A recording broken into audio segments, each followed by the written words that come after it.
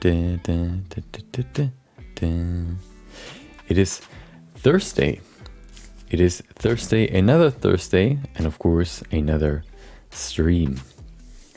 Today we will, first of all, of course, do our quick sketch. I think today's quick sketch will be actually pretty cool. I have a cool idea for it.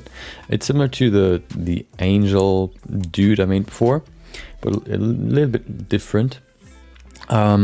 So that's what we're gonna do for the first, I guess, like 40 minutes or so, and then we're gonna go back to the good old MSICA submission, where we left off finishing the base mesh for the mechanical arm, at least one. I'm just gonna then transfer it to the other side when I'm done with the first one. So today what we're gonna do is we will add more detail. So whether that is surface detail, like multiple different pieces, or going a little bit more in depth, like into the arm, for example, with some pistons or something, just to add more detail. I'll try to keep the silhouette as organic as possible, so it actually looks like a real hand when you're just looking at it as a silhouette. But yeah, we'll see what we get done today. Of course, first of all, we're going to do the quick sketch. I'm already ready. I have an idea. Let me first quickly, before I change anything, go into my chat app to actually see the chat. Haven't done that just yet. Okay, perfect. Yep. Okay, I'm ready, I guess. We can get right into it. We don't really need to look for inspiration or anything. I already have an idea. So I have my dude already open, so that I can import it right away.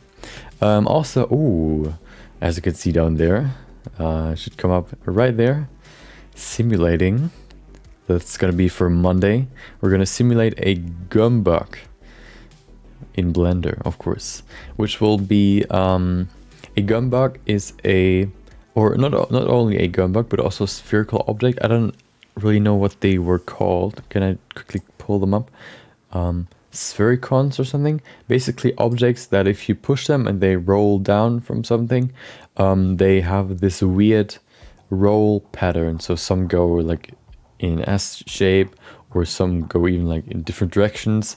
So what I wanted to do is, the gum bug is an object that only has two stable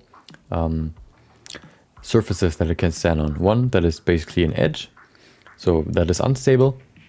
The other one is just a flat surface, or almost a flat surface. The only surface it can stand on that is sort of stable. Usually every other object has at least 4. For example, like cube has 6. The gum bug is the object with the least amount of stable surfaces. And I wanted to see what happens if we try to simulate it in Blender. So we're probably going to do a few what do you call them, rigid body simulations, just to see what Blender does with it. Maybe Blender says just like, okay, no, I'm just gonna say it can stand on any surface, like on any side, whatever. Yeah, I kind of wanted to see how Blender like handles a gum bug. I think that could be quite interesting, and also how Blender handles like these sphericons or whatever they're called. That'll definitely be very interesting. I saw a video where I actually found the gum bug was a video that was called the object that shouldn't exist, because it's such a unique object. Yeah, but I would say we'll start with the quick sketch. I already have an idea. It should look really cool. So let's see if I can do it in 30 minutes. 30-minute timer is ready. Let me pull up Blender. There you go. Music is already ready. I am ready, of course. So I would say, let me just quickly put that in there, and there you go. Okay, perfect. So I'm ready. Hopefully you are as well. So quick sketch, 30-minute quick sketch. 3, 2, 1, go. So first of all, let me grab the dude, as always. The dude is what I always use right now for the black and white or monochrome images. I don't really know why, but I kind of like using like a human in every image right now, at least, because that makes them less abstract, and you can like you can do more complex scenes without adding too much complexity, like new complexity, because you have this dude already, which adds like kind of pretty high complexity in itself. So you don't have to like add that much yourself. Adding like a corridor of like a room or something isn't really that much detail. So yeah, using this dude to add more complexity to the scene very easily, I think, is a good way to do that. So one thing I kind of wanted to try is get him in this weird monk seat, which would be like, hold on, I'm trying to remember how that would look. Something like, oh, okay, that could look good. Wait, it has to be some, yeah, that should look pretty good. Okay, then let's grab the other side. Where's my knee? There it is. Put that over there. And then this can be the front. Okay, perfect. We have to pull this higher. There you go. It looks better than I expected. I thought there would be some weird deformations. Maybe we should pull them a little bit further back. There you go. Yeah, doesn't look too bad, actually. There you go. Maybe from the back it might look a little bit weird. Okay, that's asymmetrical. Let me pull this up a little bit. Before we do that, we can... let me just quickly pull up one of those poses so I can see what it looks like. In German, it's called Schneidersitz. Oh, there it is. Okay. Oh, okay. Yeah, now I get it. So it's actually in front of the hip. So let's put it in front. More like this, and then we can pull the other foot forward as well. Yeah, that's better. Pull them higher up. Yeah, that looks pretty good. We have to lift up the knee, and there you go. That's the seat. The seat is the least important or the least interesting part. Now comes the interesting part. Let's see if I can actually like do the actual pose that I wanted to do. So first of all, I'm gonna do multiple arms. So this is gonna be the first set of arms. And he's supposed to have some finger poses as well, I guess, like Naruto. Some nice finger poses. So something like this, maybe, I don't know, something in this direction. So I'm gonna do it just to see how it's supposed to look in the end. Hold on. Okay, his hands have to look down. There you go. He has to lift them up slightly. Okay, the other hand as well. Rotate. There you go. Put them to the center, and let's try and pose them. Oh, hello. Okay, so what I'm gonna do is first of all pull them higher. There you go. They're a little bit angled right now. Let's make them fully straight. There you go. Then what I'm gonna do is pull them even higher, just a little bit. There you go. Then I'm gonna use these middle fingers. Oh, hold on. The middle finger and the ring finger on both sides to rotate. Oh, I think I can only choose one side right now, because if I rotate the other side in the same direction, then that's gonna result on some weird rotations. We put that to individual origins. Oh, there's one missing. And then, there you go. Perfect. That looks perfect. Let's do the other side. We have to be quite quick, because the pose is actually pretty complex. There you go. Then what I'm gonna do is pull this even higher. Oh, hello. Oh, before I do that though, what I'm gonna do is I pull these two fingers closer. I mean the hands, of course, not only the fingers. There you go. I think they're still, let's put them, okay, that looks better. There you go. That's the first one. Of course, I'm still gonna adjust it a little bit, because right now it looks kind of weird.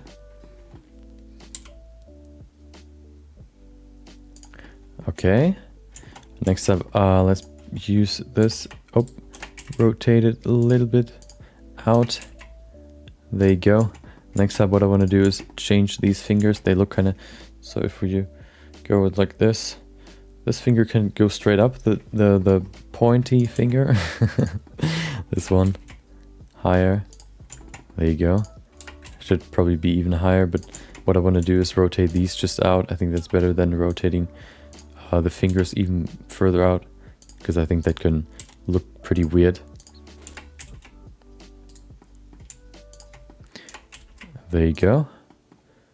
Hold on. Oh, hold on. I did an oopsie. It has to be like this. These two have to be pretty straight. At least the first part of the finger. Okay. Then these two have to be pretty straight down. Let's do that real quick. We have 24 minutes left. Should be pretty good. Pull them closer. It's a little bit off center. Pull them more to the center right there. Let's then adjust the fingies a little bit. Like this. There you go. Oh. Let's pull them a little bit to the side. Nope, not like this. Nope, not like this. Nah, like this. Let's put them just side by side. I think that's easier. I don't want to fine tune this too much because that will just result in too much time loss. Okay, there you go. Perfect. Those are the first arms. What I want to do next is let me first pull up my camera so I can actually see what's going on. Let me position the camera in front of him so that she's looking at him. Pull it closer, of course. Let's put the camera on his height, or like, yeah, height. There you go. Looks pretty good. Next up, we will go in here. Let's make this smaller. The camera's pretty huge, can be quite distracting. Let's go in here. We select the whole amateur. There you go. And before I do that, I want to delete all these two teeth. We're not going to see them, so why would we keep them? There you go. Delete tongue and gum as well. There you go. Okay. So let me grab the armature, duplicate, pull it a little bit further back. There you go. Also a little bit down. Oh, hold on. Should be, yeah, down a little bit. There you go. That's better. Now he has multiple limbs, basically. We're gonna delete everything except the arms at the end. What I'm caring about right now is the pose for these two hands. These ones will be more rotated out or up, like this. Perfect. They will look, oh, that looks cool. But I kind of want to keep them in symmetry. So like this. Yeah, that's also cool. Kind of like Zenyatta from Overwatch. So what could this, yeah, like something like this maybe? Let's see, we have to rotate them out again. Let me pull them out so we can actually see what they look like, or we can actually distinguish them from another. Let's select every one of those fingers, rotate them out. There you go. Do the same for this one. There you go. Do the other side. We have 21 minutes, should be pretty good. We're not going to do too much when it comes to lighting. The lighting will be pretty simple, so we can focus a little bit more on him. Okay. Oh, maybe like this. Maybe like this. I think, yeah, I'm going to leave it on like this position. We have to pull it down though, so his thumbs can actually connect. Pull it down, pull it like this. There you go. Okay, perfect. We then grab the thumb. First of all though, let me just quickly straighten this thumb. There you go. Let's rotate it out. Oh, before we do, no, not out, but like up, like this. Perfect. And look, some weird deformations right there, but I think that's more because of the low geometry. Okay. Let's move them closer together. There you go. Oh, his hand is still a little bit too unstretched. There you go. Come on. There you go. Let's pull these closer together. Okay, that's the first one. Where's the middle? I can't really tell. I'm just gonna do it how I think it should look like.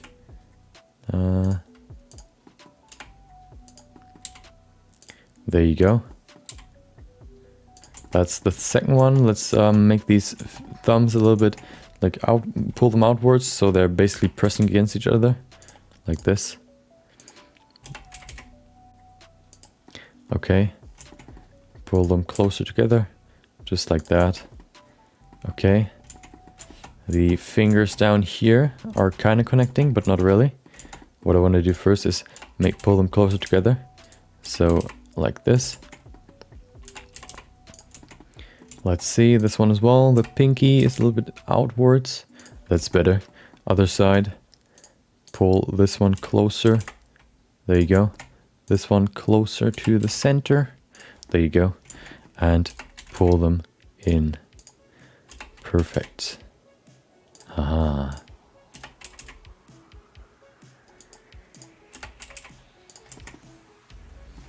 So next finger. This one is a little bit relaxed, I think, so we have to pull it out. Oh, this one's too relaxed, I mean too stretched actually. Let's fix that. Perfect. This one is also too stretched. There you go. This one's too relaxed, so perfect, works out. Other side. This one's gonna be my shoutcasting phase, where I'm basically just gonna perfectly explain what I'm doing and thinking. Not really talking about much because this is the stressful phase. So don't expect much from me. I have to really concentrate on this because I only have 30 minutes. So I don't want to waste too much time trying to think of some like topic that I want to talk about. We can do that later. Okay, perfect. That's the first, the second hand. I want to do one more, which will be over like above him or like this. 17 minutes, perfect. Let's just grab him again. Select everything, duplicate, move it a little bit back and up. There you go. Perfect. Next up, oh, hold on. A little bit down maybe, okay. Let's go into pose mode. Grab the hands, pull them up. Where is his original? Oh, there it is, okay. There you go. I kind of want to go into the second hand and adjust the elbows just a little bit. They kind of look kind of weird. So pulling them up might help. There you go. Oh, hello. Oh, there we go. Okay. Okay. Perfect. Okay. Next up, the other two hands. Yeah, we can keep them up there, I guess. First of all, what I'm going to do is adjust the elbows. Yeah, that looks pretty good, I think. Looking pretty good. There you go. Of course, they can't intersect with each other. That would look kind of weird. So that's pretty good. Next up, I will go in here and change this pose as well. What I want to... What? Oh, we could do this. Something like this, maybe. Like... Yeah, let's see. So one could still be rotated like this. The other one could be rotated in the other side, in the other direction. So like this. Perfect. Pull it down. Does that even work?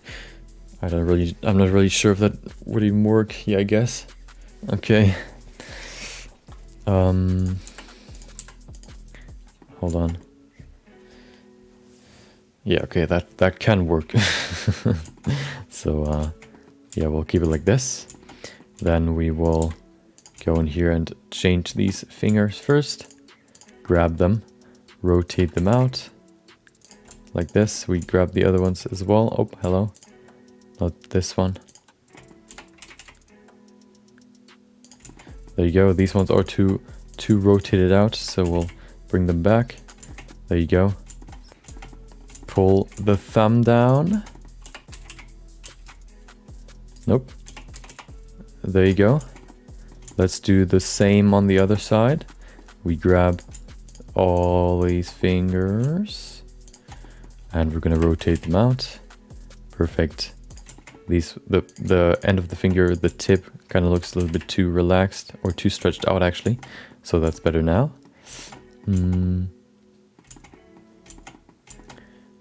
Okay.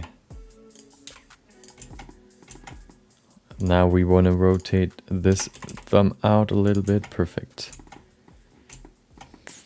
This one is a little bit too high up, so I rotated it back. Maybe we could pull these two a little bit further down, more something like this. I think that's better. Okay, next up what I want to do is adjust his elbow. His elbow can be a little bit higher. Yeah, that's better.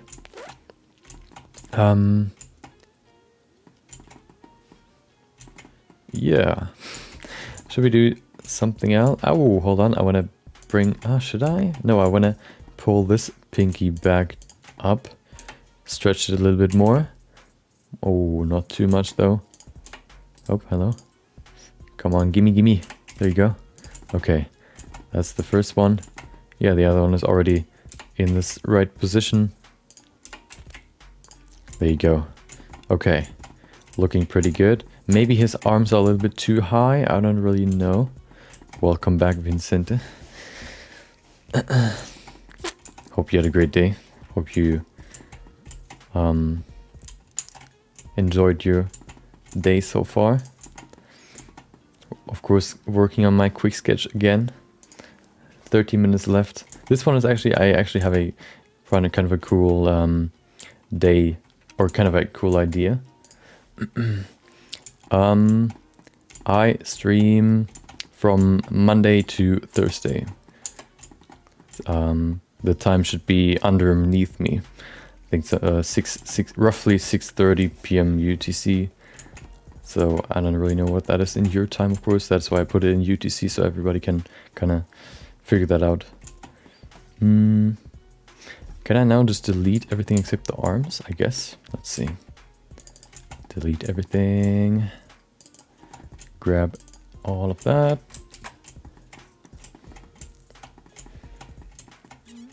Oh, hold on. I could just grab the arms, the fingers, and then...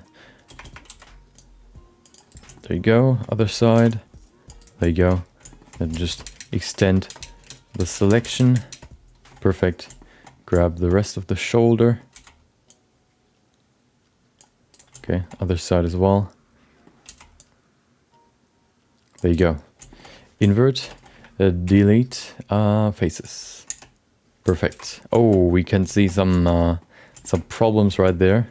I guess we shouldn't delete that much, or we should leave some of it in there. I guess we could remove this.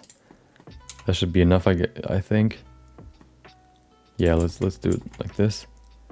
The concept is I haven't I've done a similar image before. No, not really Naruto. I kind of just thought of some sort of monk. Oh, maybe did you watch One Piece? I think the closest inspiration that I had, I didn't really think of him, but it's kind of similar to him, was Enel, the dude with the multiple balls around him. The thunder dude. I think that's probably the closest I guess inspiration, with multiple arms. I don't remember if he had multiple arms. Yeah, exactly. The thunder dude. I don't remember if he had multiple arms, but I kind of had the idea of, or maybe Zenyatta, like multiple arms, and like one monk with multiple arms. That's kind of the idea right now. So that's why he has so many dudes on top of each other. Okay, well, let's delete everything here. I guess we can delete everything except the arms for this one, because it's quite like pretty in on top of the other one, or the main one. So if we grab the arms and then extend. Oh. Yeah, exactly that too. I think that was one of the few episodes that I actually watched. I think it was like on some sort of TV program. Faces, there you go. Oh, perfect. Okay. We can't really see the back of him, so that's perfect. Let's go in here. We can see his hands. Maybe we could... The upper arms kind of look weird right now. Maybe we could adjust them a little bit. Maybe they're too high up. Maybe we should pull them down. Oh. Maybe you shouldn't put it on top of them, but rather like to the side. That's probably better. Oh.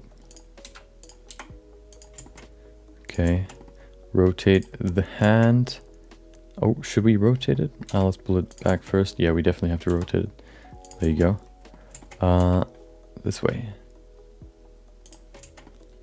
That's this dude is a base mesh that I did at some point. I wanted to use this for a animation first, but then I kind of thought about, after finishing this dude, what I wanted to actually do, what kind of animation I wanted to do, which then kind of seemed pretty ambitious, or it would take too long than what I wanted to spend on it. So I just scrapped the idea, and now I have a base mesh I can use for whatever. So that's quite convenient. Okay, let's bring in a few more things. How about a few balls, of course. I need my sphere.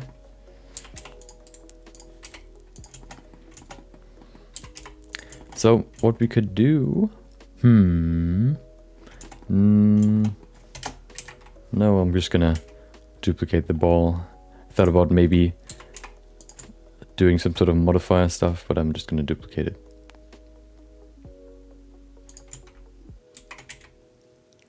There you go. Maybe pull it a little bit lower so it looks a little more natural. Maybe we could pull them lower overall. Okay.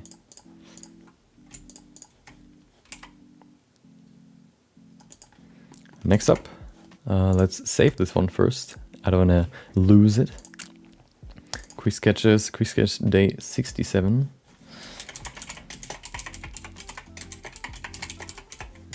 Perfect.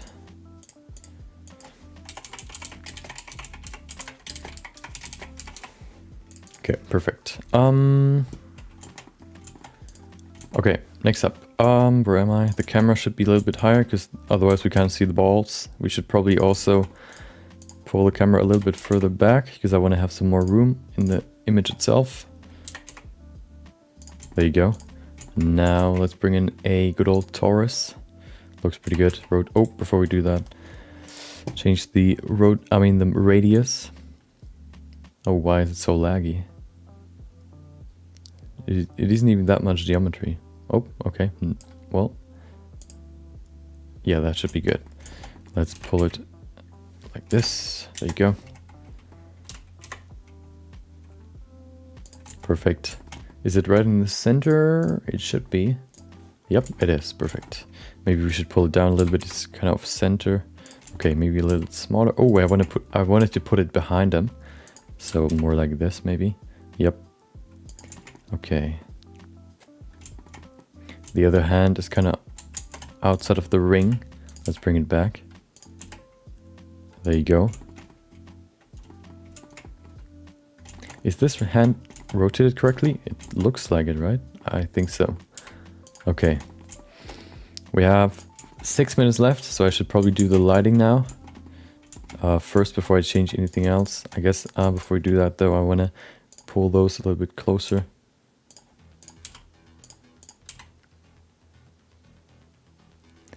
Should we use 4? No, I guess 3 should be better. Yeah, 3 is better. Okay. Okay, let's go into rendered mode. Save it first. Okay, we don't need this light. Be gone. Next up, I want to go into my Blender file and delete the materials I have that were imported through the base mesh. There you go. And now I'm going to bring in some light. Before I do that, though, I'm going to go into the world, set the lighting to nothing, and then put this to white. Perfect. Maybe not fully white, maybe something less. Actually, let's keep it at white.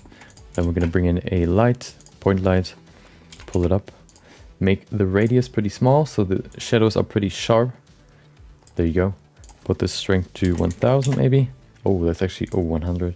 How about 1000? Okay, maybe even more. What about 3000? Oh, not 1, not 0. Hold on, I'm struggling. Okay, there you go. Let's see. Okay. Let's save that and let's play around with the light.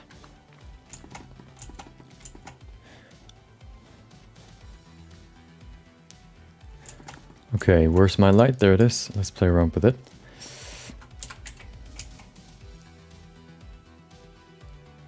Oh, the ring, you can see it on his shoulders. I kind of want to keep that away from him. Oh yeah, I want to bring in the similar lighting that I had for the dude I had before. Something like this looks pretty good. I like it when you can see not only the nose, or that the nose is being lit up, but also like part of his lips. I think that looks really cool. Let's put in a little bit more geometry so we can see a little bit better what it's going to look like in the end. Okay, maybe we can pull it back a little bit. Actually, no, I think that looks pretty cool.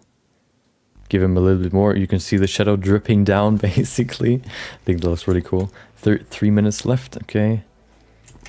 Let's go ahead and maybe pull this one higher. Actually, we should bring something in this scene. Let's see, let's save real quick. There you go. The background is white, is it? It's not completely white, it's like... Hold on, let me bring it to 5. You can't really see him now. We could probably bring in put in the plane, rotate it 90 degrees, pull it to the back, make it bigger. Not too big though. Actually, it doesn't matter. There you go. We need a new material for the sky in the background. So let's go ahead and go in here. I don't have a... Oh, hold on. I have to be fast now. I need my textures. No, my images. Sky. What about... Let's use this one, I guess. Let's see what that looks like. Remove this shader emission so the color is perfectly displayed. There you go. Let's change the the scaling. Make it, reposition it.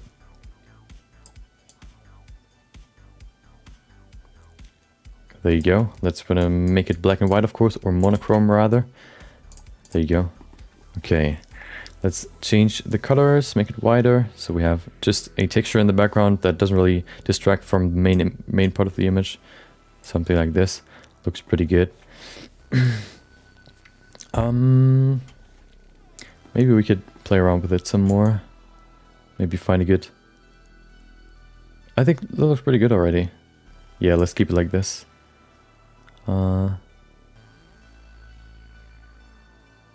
Hold on, we could probably scale it down. Oh, no, that's the wrong one. Is it Y? There it is. Pull it down, make it flatter basically. So we can have a little bit of a gradient at the bottom and at the front, like at the bottom and at the top. I kind of wanted to give him pants, but I don't think I have enough time for that. We could probably give him like... I mean, we could probably put something on the ground.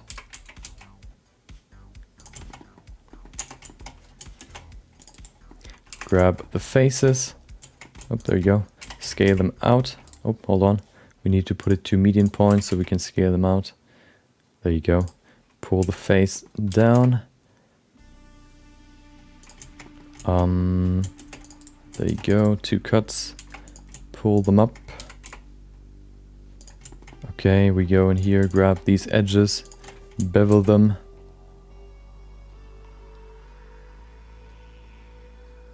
Okay, it won't look too special, but I don't even know if I want to keep them. They kind of look kind of boring. Yeah,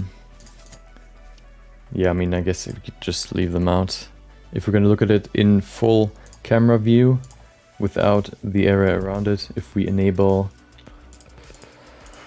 viewport display passport 2, we can see the end result. We have 4 seconds left, so that's it. The rest we're going to do in post. Let me activate my composition guide so I can see if it's in the middle, everything. The ring should be in the middle, yep. The ball, there you go. And the dude should be in the middle as well, yep, okay, perfect. Let's put him to smooth. Okay,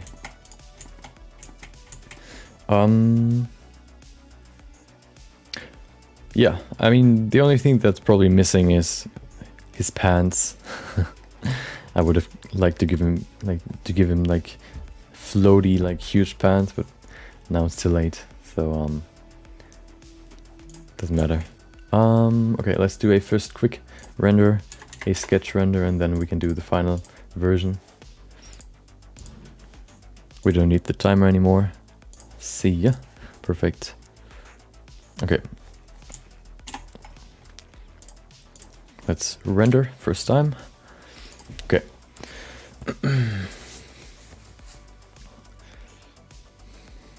I think this one, like, I can show you the first version. Oh wait, this, the I guess the weird block is still in the background. Let me just remove him. We don't need him, so why keep him in there? Okay.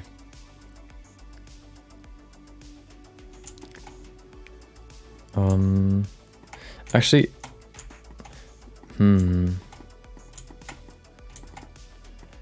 what about, hold on. What about moving it closer and only focusing on the top part? I don't think I can really, because the circle is too big. Maybe if I pull it a little bit further back. Yeah, it's definitely better if we're closer. This way we have a little bit more, like he isn't that far back. Maybe we should just put him a little bit closer in itself, but still keep the legs in there. Yeah, something like this maybe.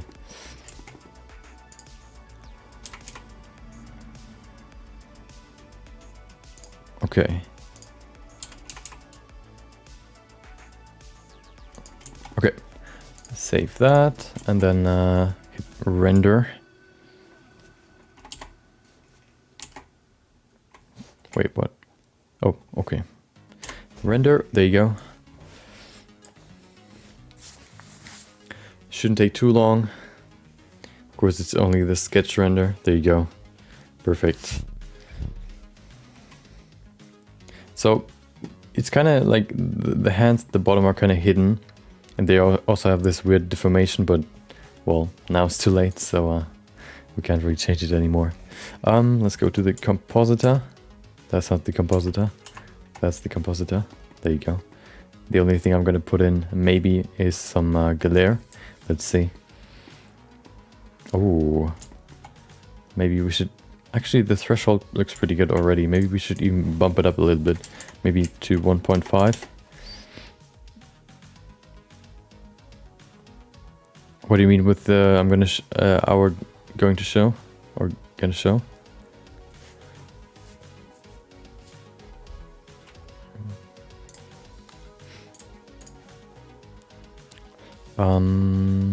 Yeah, I think that looks pretty good. I like the lighting or the shadows down there. Oh, I can't remember now. I'm sorry. Okay, let me bump up the samples. We could, I think we can bump it even higher, maybe to 512 should be pretty good. If the scene is pretty light, we can go pretty high with the samples. Let's do the final render, and then we can go to Photoshop, finish the whole thing, and then we can go over to. Oh, hold on. I forgot something. We have to put this to smooth. Perfect. Otherwise, this weird. Like the ring looks kind of choppy. Okay, now we should be good. Okay, while this is rendering, I'm gonna drink something. Stay hydrated, of course.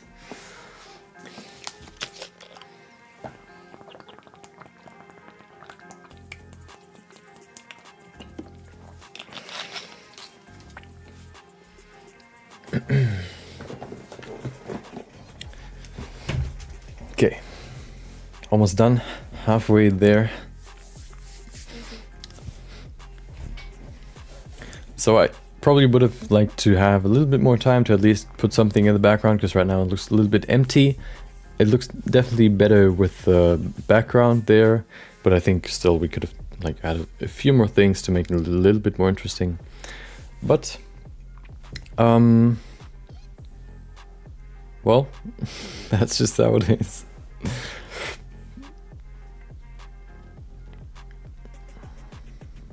Yeah, I mean, it'll look even better once we're done post-production. Or once we're done with the post-production. Wait, there's something in his throat, I guess. We could probably keep it there. Did I forget to delete something? I guess. I should have...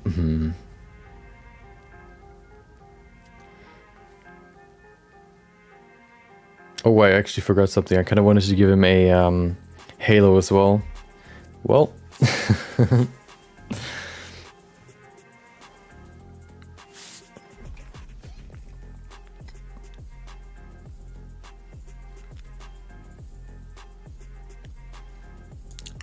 11 minutes, seconds left. Almost done.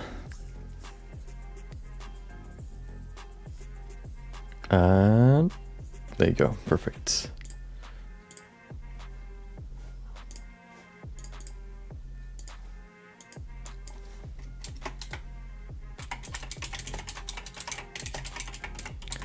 Just gonna save this PNG. Perfect. Import it into Photoshop.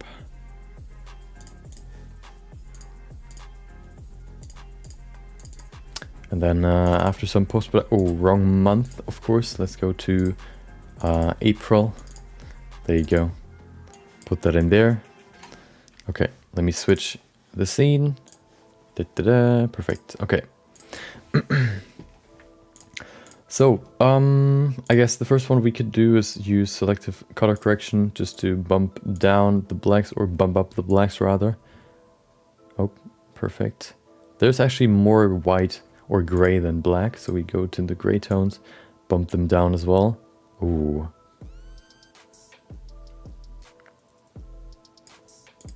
Let's go to the white tones, let's see. We should probably not pull them even higher, because then we're just gonna remove some highlights. It's kind of weird that you can, I guess we could... Oh, okay. I was wondering why the whites didn't just were bumped down just a little bit with the relative setting. But if we switch it to absolute, we can pull it all the way down to black.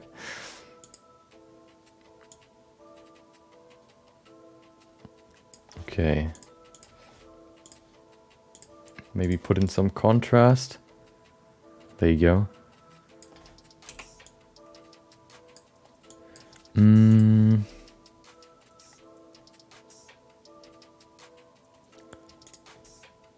We don't need brightness.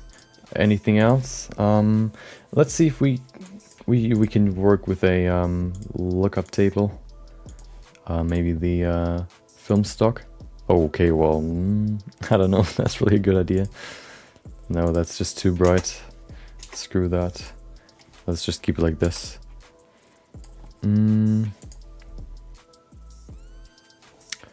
Anything else? I think that looks pretty okay. Yeah, it's similar to what I had in mind, but yeah, what I probably would have wanted was, or if I would have had a little bit more time, I would have probably pushed the lower hands a little bit further forward, so they're not like hidden in the shadows of these middle arms. And I would have added like a halo, maybe readjusted the balls a little bit, the ring, yeah, just overall like a few adjustments. But at least we finished the main the main idea. Put that in there. PSD, of course. Preparing my phone for the export.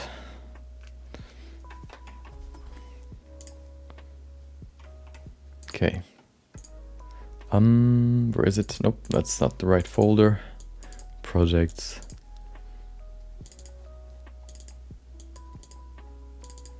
Okay. Quick sketch. Oh, I forgot the name actually. Quick sketch day 60. No, let's just call it 67. Okay. There you go. Let's save this PSD once more and then import it.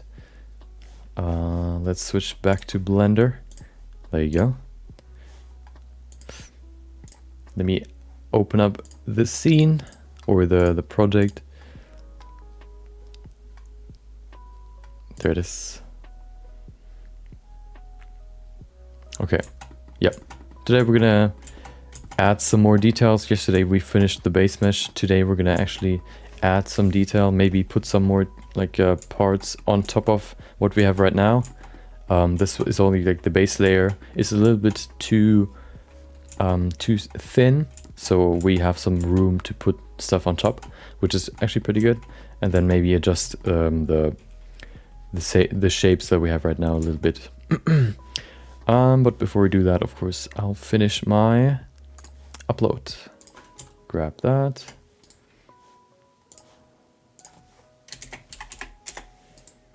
Rename these two. Okay, perfect.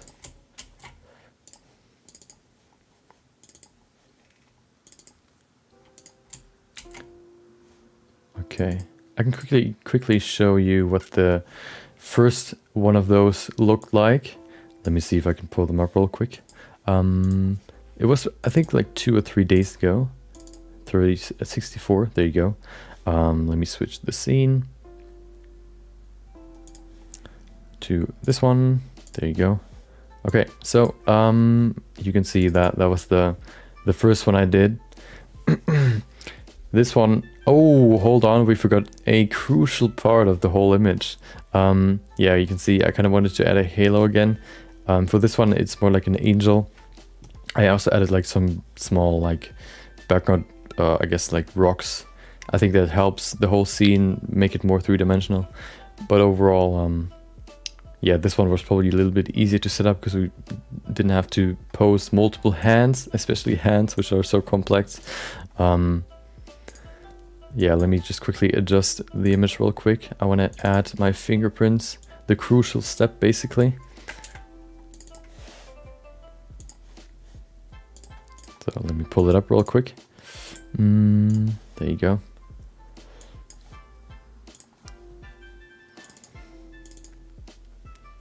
Textures, fingerprints. Okay. So we put this to whatever that's called. Put it, adjust the texture a little bit, zoom out.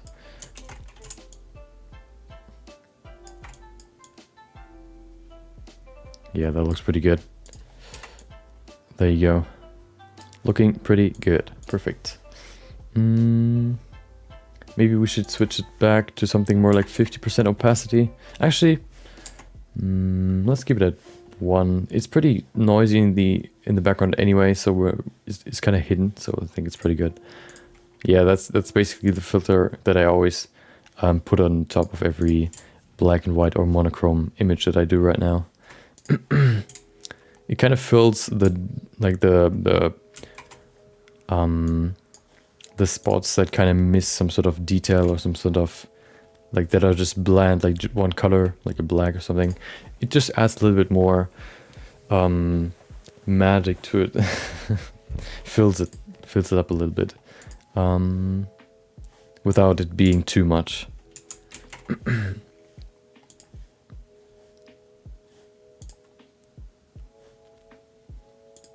Okay. Oh, before I do that though, of course, switch back to Blender. There you go.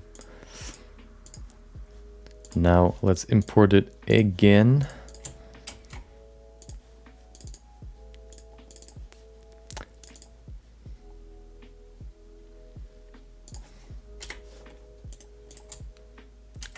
There you go.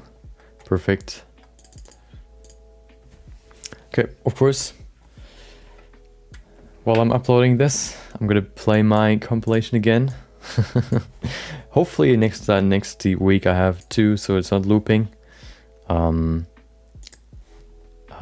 main part is already done. I only have to render it now, which will probably take a while because I want to render the animation in cycles, which could take a while.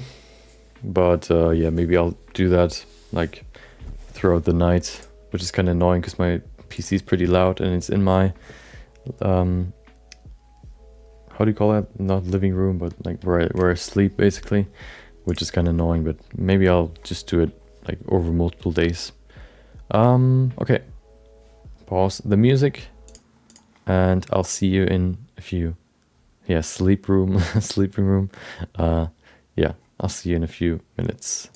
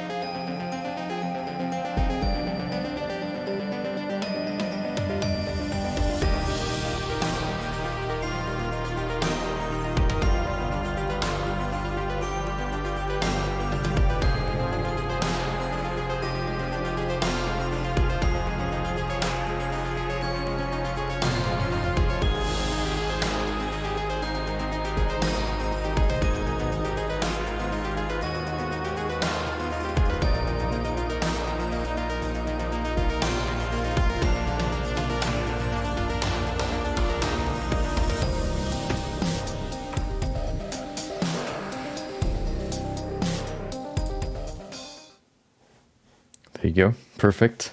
Let's bring back the music. Okay. First part is done. Quick sketch is out. So let's continue with the MSI CA submission. I think what I'm going to do first is go a little bit more in depth with the arm. I kind of have an idea for this part. So let's see what we can do here.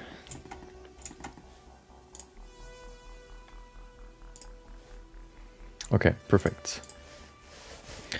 So, what I wanted to do is first of all bring in a like small pistons that kind of act like muscles that can pull pull the arm up. Which means we would probably need either two that are connected like from, hold on, let me grab my pen, either from here. Wait, where are my draw settings? Oh, there it is. I guess view from here in this direction, or one that is like connected from here in this direction. Or we could do some sort of like mechanic that should we use pistons or just like hidden mechanics. Let me see, let me look through my inspirations. Do we have more in here, I guess? A few more. Yeah, this one is more hidden. You can see that everything's covered.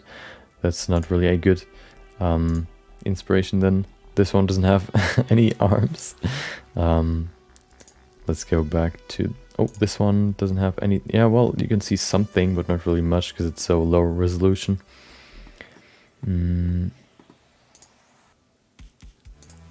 Let me pull up my references in my second window. Okay.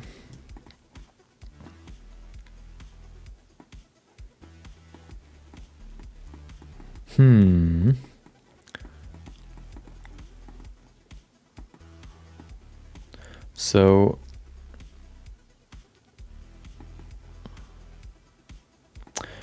let's see, what should we do? I guess we could maybe hide it underneath, but then what do we do with like the open gap right there? We should put something in there. I guess we could like put in some like rough base mesh to kind of block it out. What we need though is some sort of like room to connect the upper arm with the lower arm. So first of all, what we need is a bone at the top as well. Let me just put this one in there, make it shorter. Oh. Okay, perfect. So, hold on. I made some notes for talking points that I kind of wanted to talk about. Hold on, where is it? There it is. So I don't know what that is, but on YouTube there are these weird bots that are kind of like leaving comments, I guess, on every YouTube video that there is, just like writing something like, not even like real words, like some sort of like me bail or something, like some random words connected and then a point between them, so they kind of become like a link that actually like become like they become a real link that you can click, and I guess you come to some sort of like malware website or something. Really weird, super annoying, because they're like on every video, which is like they get deleted like immediately, but still it's like, why? Like, it doesn't even work. Like your bots are getting deleted like the second they create the comment, or like maybe not like a few hours later, but still, like, if that doesn't even work, like, why do you try? I guess they kind of try to get the first ones that kind of watch the video. No, they're just random, like random channels that I guess even get like created when they leave the comment, because I kind of looked if it's like always the same one, but it's like, first of all, a random real life name, and then it's like, it's always like a random real life name, not like something like Pasta Bear 3 or something, but every time it's some sort of real name that somebody could have, and then they just leave. Hold on, let me just read some of them. I can probably pull them up on my phone. It's so strange.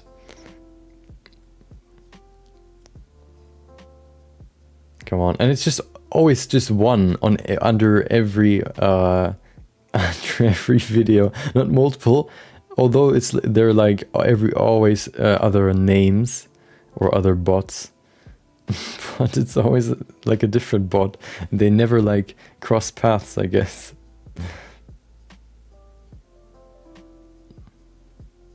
Let's see.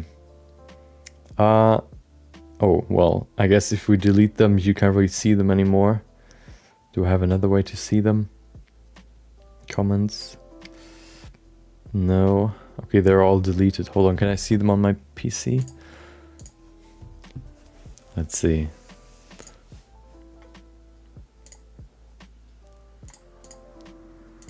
Oh, okay, wrong button. Why do I do this? change. There you go. Let's see. Oh, there it is. Laurie Stewart writes, bad point limo. and they always write a timestamp like 027 bad point limo, 051 Catherine Wells, 051 4 point Kim, Steph Palowski, 046 Farm Point Live, Gerald Fox, 030 Farm Point Live. Oh, the same. Let's see what else. Ethel Lamb, 034 What Today, Roberta Howard, 037 Vas.gen.in, Brian Wilcox, 031 From Fail. Oh, dude, how many do I have here? Let's see. Oh, there are even 2 on the same video. 1, 2, 3, 4, 5, 6, 7, 8, 9, 10, 11. No, 10. I have 10 in my recent comments list. Oh my god. And on the last there are even 2, which already got deleted. Or I deleted one of them, the other one like got deleted automatically. So I don't really know why, but I guess it works in some way, because otherwise I would just stop doing it. Yeah. It's so weird.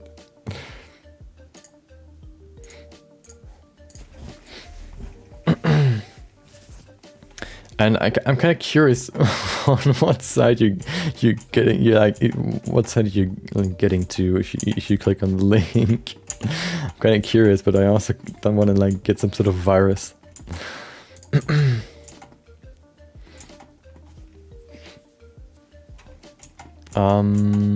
So how do we do this? We should. No, that'll look weird. Yeah, I think I'm just gonna hide it. I think that'll look better. Otherwise, it's gonna go into more some sort of steampunky look, which will probably look more or weirder than it's supposed to look. So what I want to do though is I kind of want to adjust the upper arm shape a little bit, because I kind of want to retain the shape of oh no, I'm gonna do it in the lower arm. So what I'm gonna do here is I will bring in a I will extend this part, so then when you rotate it up, or when it's rotated up, it's like almost straight. But when you rotate it down, you can see like there's like some a small part of the elbow missing, which we can bring back if we extend this this part right here, this U shape, a little bit further up. So let's do that. Yeah, so there's like so many bots on the internet.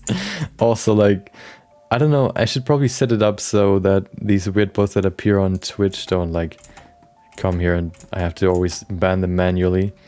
There are these weird bots that always write like, do you want to gain followers real quick?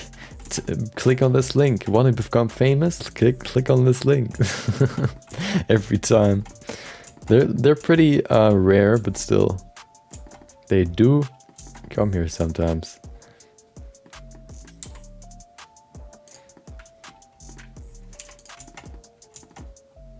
Yeah, exactly. We need a bot war.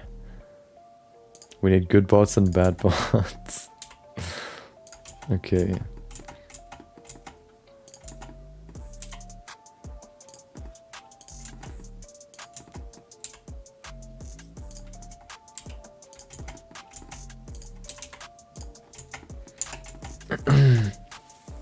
Oh, we could like kind of simulate the elbow by adding something on top of this. This could be a good idea. Yeah. So I will probably do.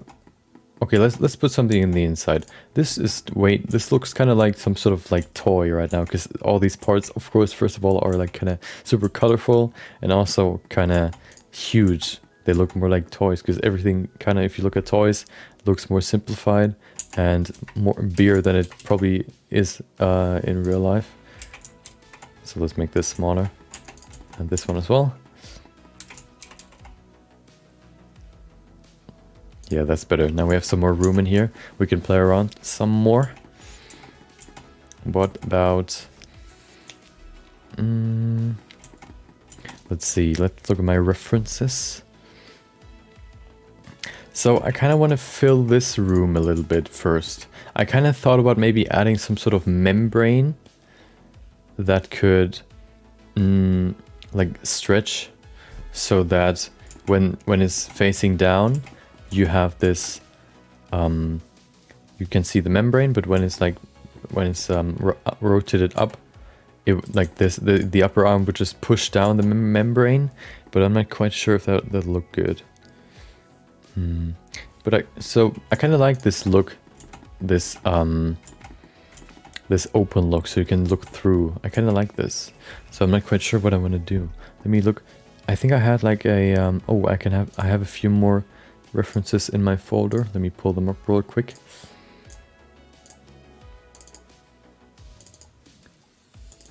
Okay, that's one.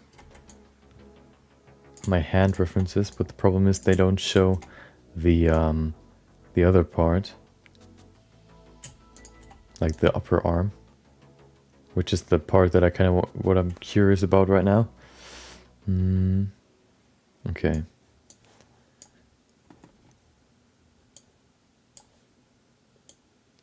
And there's also, oh, I saw a very crazy video. I don't know if that's like a, if it can be like kind of shocking. I find it rather like I guess intense or crazy. There was, I don't know, like I saw some sort of like news video channel on YouTube that got suggested to me, where someone like in China, there was a bus driver having a conversation or a fight with a passenger. The passenger, I think the passenger missed his exit, so he or she went to the driver and had a conversation, a heated conversation, which ended in the driver or the passenger starting to hit the driver, and the driver of course fought back until he kind of sort of like, I don't know why, but kind of realized or like kind of decided to just drive off the bridge. So at some point, like he kind of fought her or him off, or they, whatever, fought them off. And then at some point he just decided, okay, screw this, zip, pulled to the side, to the other side of the road, rushed or like broke through the what do you call it, like the border, or like the whatever, broke through and just like fell, of course. I don't think anybody in the whole bus came out or like survived that. I think it was like 50 feet, like a 50 feet fall, 50 foot, whatever. I don't think it was 50 meters. That would be pretty crazy. Let me see. 50. Yeah, I think it was 50 foot, which was pretty crazy. I mean, you can't really see the end of the video, of course. There was even an inside camera view where you could see them fight. There was one from a driver that came from the opposite side with a dash cam, and there was the view from the inside. The video cuts right when he jumps off,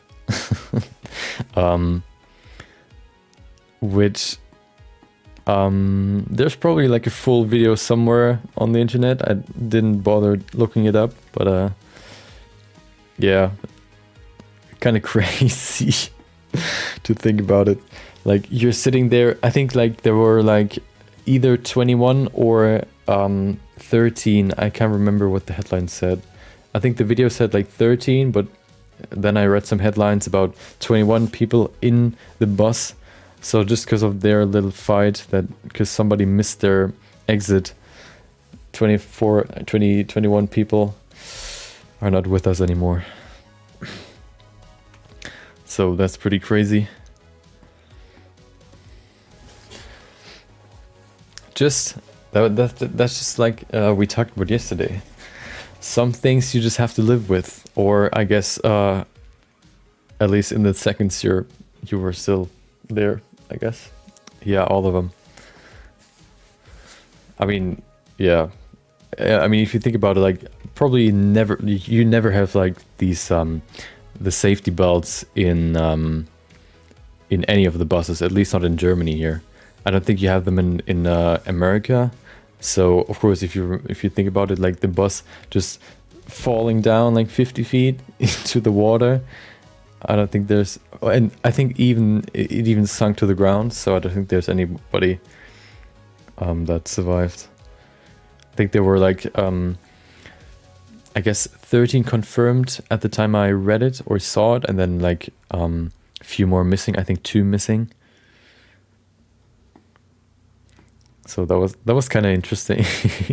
Like I was just sitting there enjoying my day. All of a sudden, zip, just some bus crashing down into the ocean or into the river. That's such an absurd story that you can't really really like believe it. It's so weird.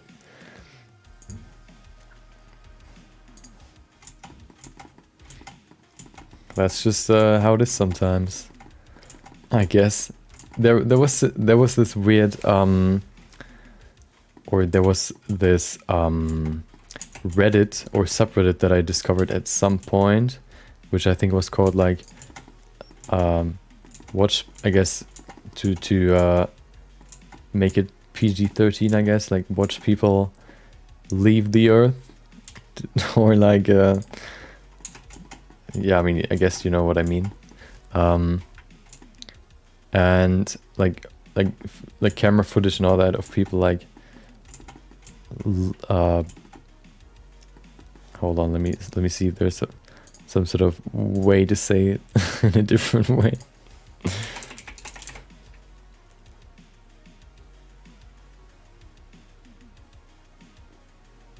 To perish, watch people perish, I guess. One of them was just like some sort of elevator, which then when someone stepped in, like one of his like he stepped in with one foot, the elevator it's like just decided, I guess, to fall down, and he fell, of course, down with him, but his other leg was still up. Okay, I'm not going to talk about it anymore.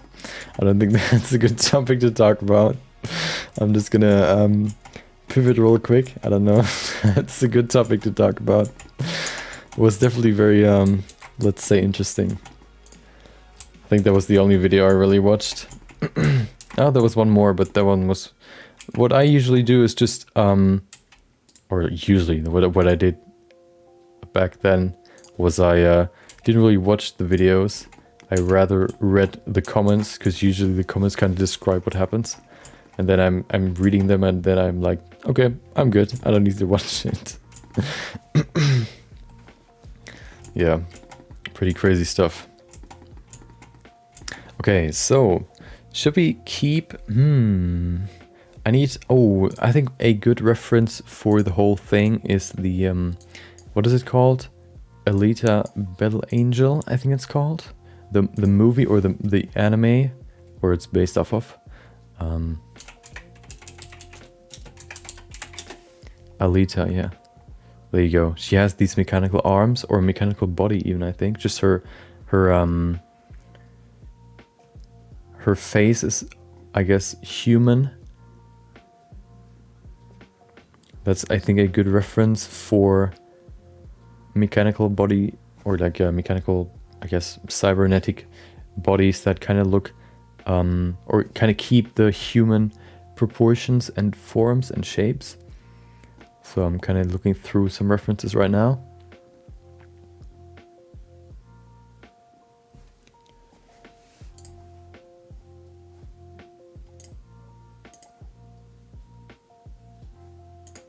Let's see.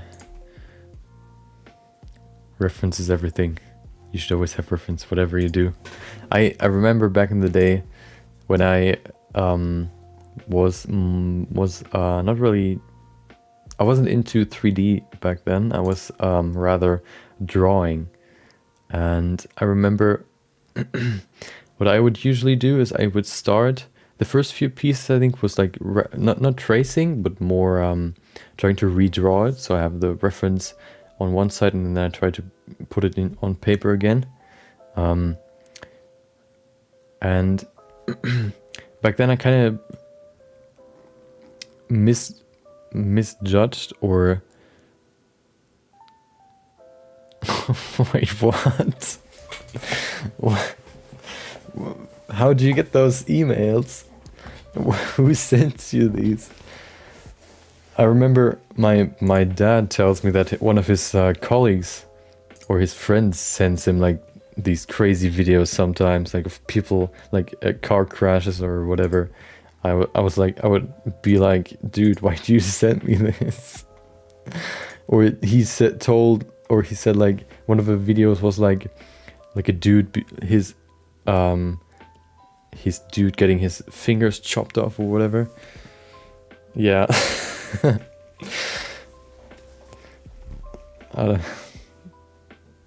Yeah.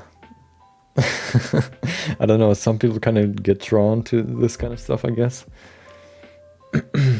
I remember back in a few years ago where there was this beheading from the terrorist organization. I think we were in my art class. There was someone talking about going through to the website where you were able to see them, and he was kind of describing them, but I can't really remember what he was saying. But it must look pretty crazy to hear.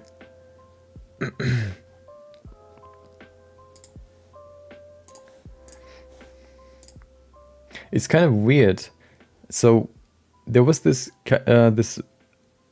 I can't remember what it was called. I think it was called something like not that must have heard something like I think something like gore or whatever, which was not really about videos, but more about pictures. What do you mean? Any of the videos? I think I've watched 2, I guess, gruesome videos. At some point I kind of browsed through a live leak subreddit a few times and just read the headlines and comments. I never really watched the video. I don't know why. I was kind of curious.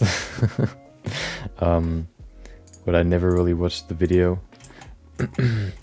The headlines were enough for me to kind of get what was going on. So I kind of didn't really have any interest to actually know what was going on or to watch the video. So I left that alone. But there was this subreddit with only images, and one of the images, if you kind of describe it, sounds kind of weird, but the image was someone that put his fingers into a shredder.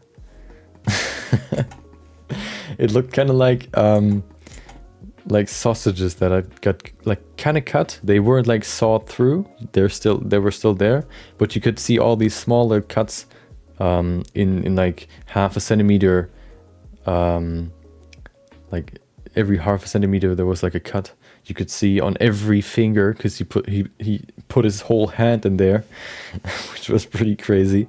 There was another one, but I can't remember really what it was. But yeah. Oh, one of them was really crazy. That was actually a video that I saw, which was just so overkill. There was some sort of gang of bikers, I guess, in some sort of Asian country, which they were just driving away from some sort of heavy transport. I think it was like a train or like something else, some sort of heavy transport vehicle, which kind of just rolled down a hill. They drove down as well. And at some point, the vehicle hit I think it was like a traffic light, which then, of course, if you hit it at the bottom, it would like rock down or crush down to the to the ground. And the horizontal bar hit one, like, do you remember the game where you have to hit the little chipmunk or the mole, whack-a-mole? That was basically what happened. You couldn't see the dude, because then when that was finished, when the bar hit him, like with like Mach 10, like full speed, the vehicle went over him and I think exploded or was already burning. So he that was kind of overkill, like some sort of Fast and Furious stuff. That sounds so absurd, and it kind of was. It was pretty crazy. You know, I switched my stream from mature audience today to content for everyone, and the first topic we talk about is stuff like that. Maybe we should resort to something else. Okay, let's see. Okay, I want to actually do something today, so let me just quickly concentrate on what I want to do here. Yeah, let's bring in... I like apples. Do you like apple pie? I like pineapple on pizza. Okay. I mean... Hold on.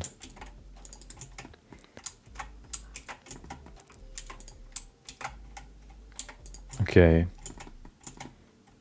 so let's see. What I want to do is extend, like bring in a little bit more. Like, okay, I'm just going to show you what I want to do. Oh, you ate an apple.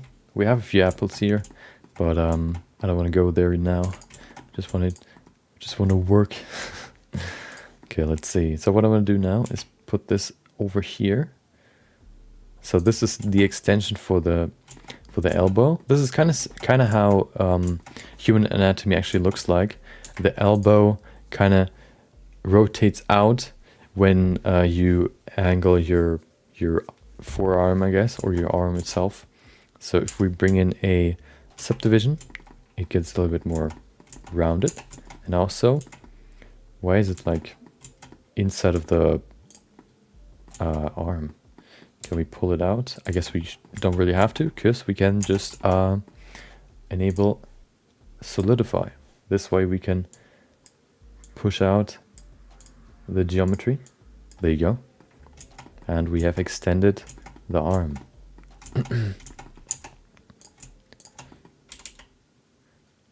There you go.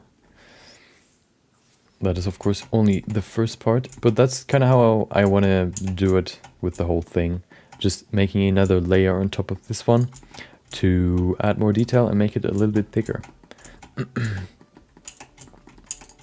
So let's see. Let's make it smooth. There you go. Should we add a bevel? Does it even work here? Let's see. Oh, it actually works. Yeah, let's put in a bevel. Oh, that's the wrong one. Even thickness. No, we don't need that. Only rim. Nope. There you go. Apples are important. I think apples aren't really my... like, it's so weird sometimes when apples are so kind of weird. Their behavior.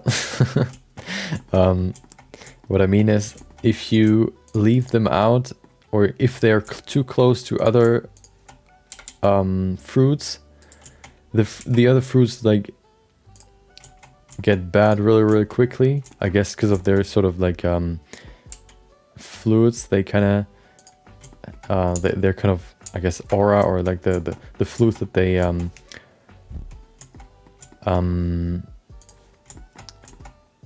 how do you even say that? Like they have some sort of like fog around them, I guess, that they which makes the fruit that is around them like bad quicker, I guess, which is kind of weird.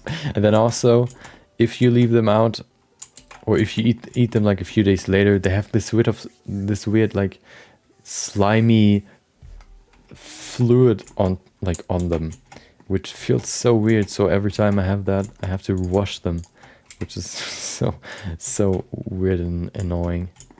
Oh. Yeah. Thank God we talked about apples. Okay. So now we've extended the elbow. If we now let's bring back the 3D cursor to the middle of the ball.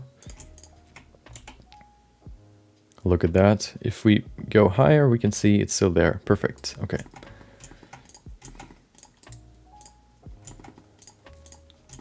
Okay, perfect.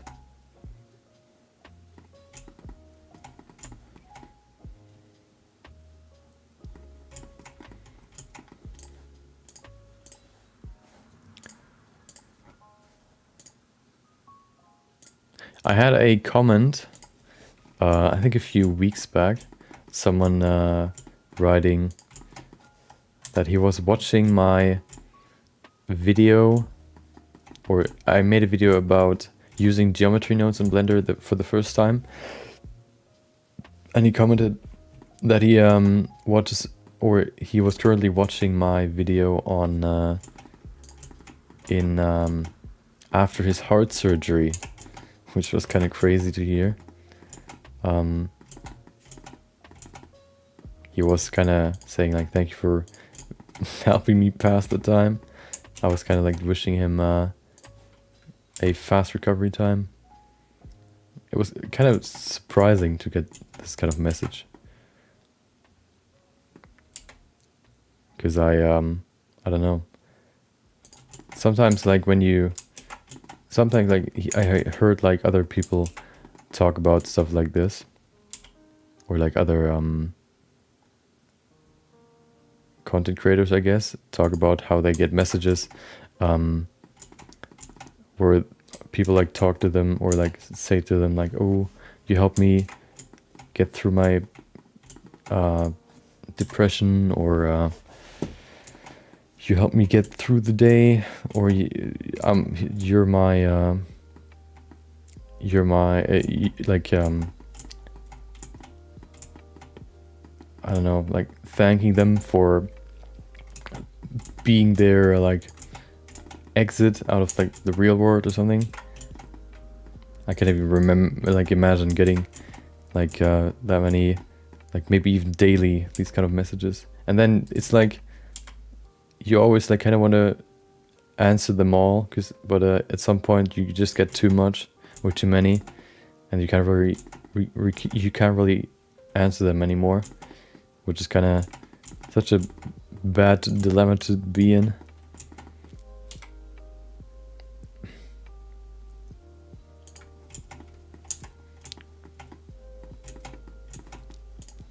Kind of a crazy thing to think about.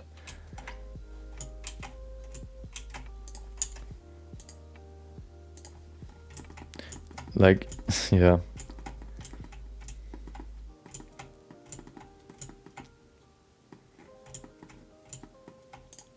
I think it's like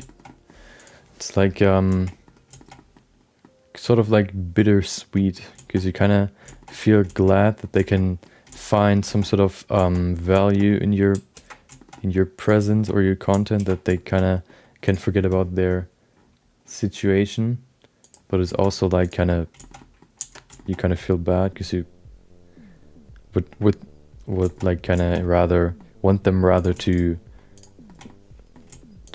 find a solution to their current problem, not rather just, I guess, trying to ignore it, maybe not, but rather like, I don't know, maybe they can't even really do something, which is even worse, but I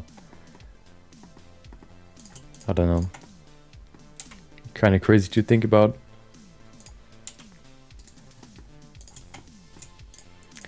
You know, I didn't expect to talk about stuff like this today. Let's see. Let's see. Oh, I wanna. So I'm at what was it?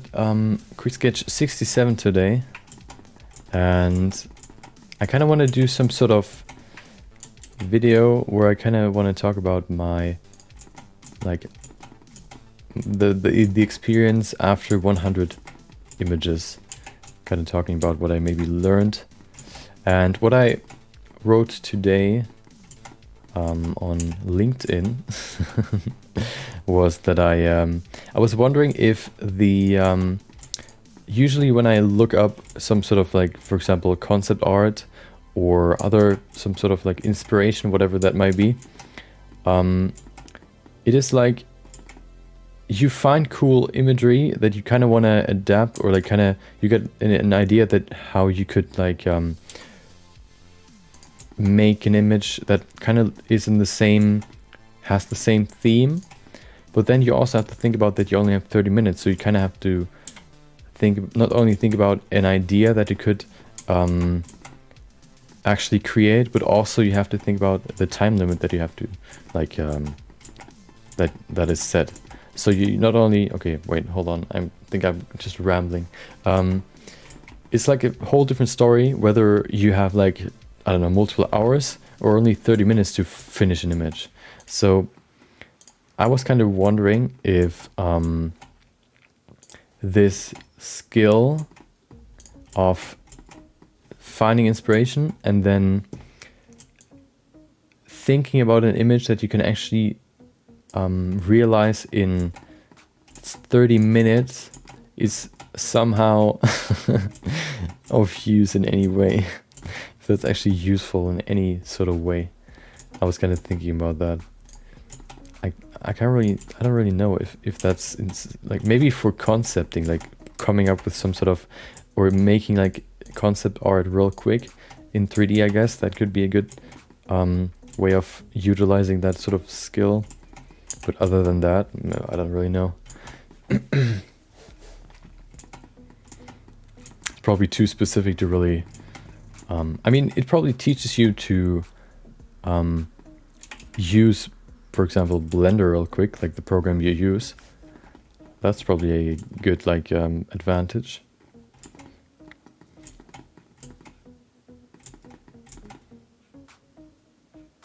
Yeah, other than that, I don't really know.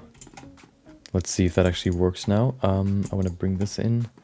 Let's set it to active element. So if we rotate it, we're going to rotate around the actual joint like this. Perfect.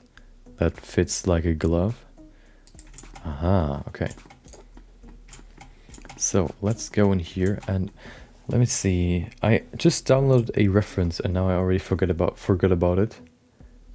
Where is it? Okay, did I even download it? Was I in the process of downloading it? Oh, there it is.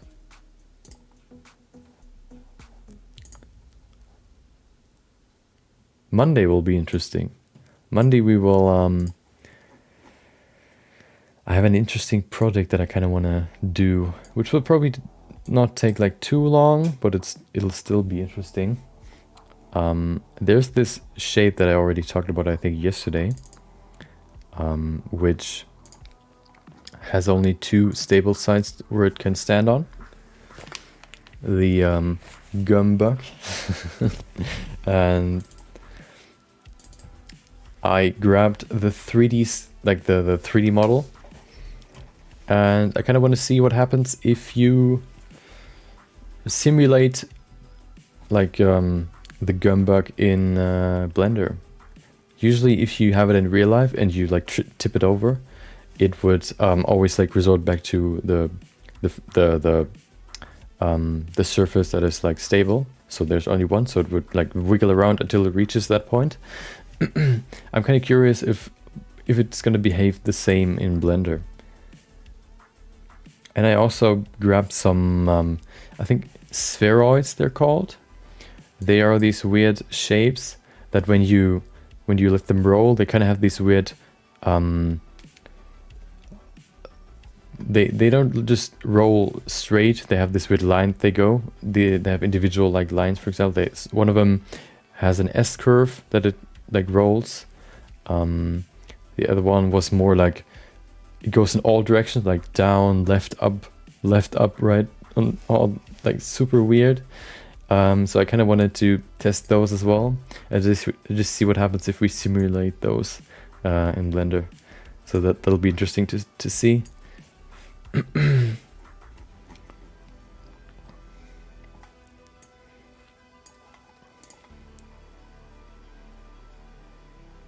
I kind of wish I had a 3D printer. I was kind of thinking about maybe looking up a little bit more about them, so I could maybe get one at some point, because I kind of like the idea of actually printing out the final, I guess, like pieces, or the pieces you've finished. So for example, back in the day when I did digital painting, what I did was I actually printed them out and then hung them on my wall. So you can probably see one. Wait, can you see them? Hold on, let me see. No, you can't. Hold on. You can see one right there. That's one. That's the biggest one. I painted Reinhardt and printed it out really big. The other one are just I think pretty small. I got some frames. And hung them on my wall just to, I don't know, have something on my wall. That's Reinhardt from Overwatch. Do you know him? Or have you played Overwatch? The dude, like the huge knight with this huge shield. I don't think I have the image here on my... I could probably pull it up. Let's see if I can find it.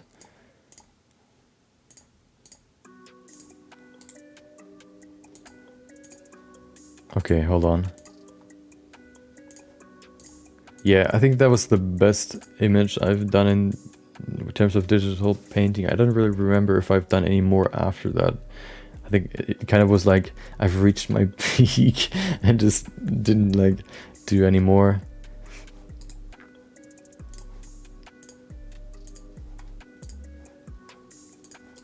I can't really remember, but I should still have my all my drawings and all that. I think I have some sort of like drawer where everything's in there. I think I looked for it back in the day, or like a few months ago. Okay, let's see if I can find it. I think it's on my old... Let's see.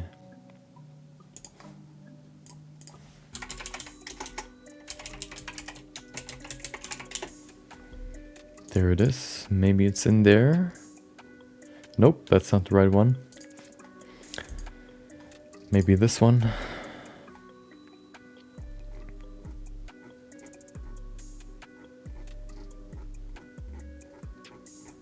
Okay, it's all the way down. Hold on. It'll take a while to get there.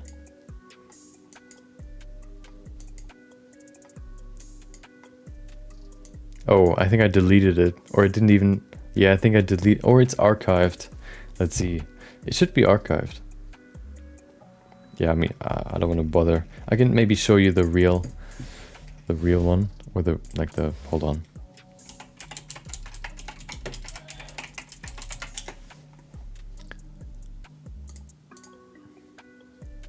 Okay, there you go. Switch the scene. This dude. That's what he looks like. This is his sort of shield. He has some sort of energy shield that he can pull out. His rocket hammer. That's the in-game model, or rather, that's the skin. That's the in-game model. And that's what I painted at some point. He gets his shield. I think that's an actual action figure. Here's a better image. Yep.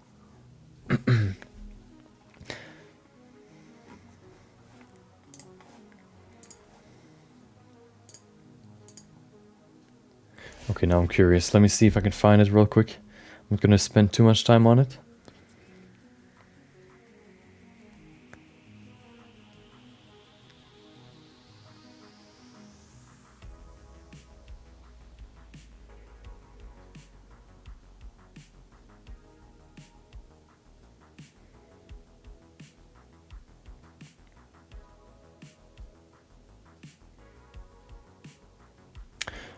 Let's see. I think I have like archived images in here. Let's see. Archive. Oh, there it is. Let's see. Nope. Wait, did I delete all of them? I guess. Oh, nope. Well, I think they're gone. Well, too bad.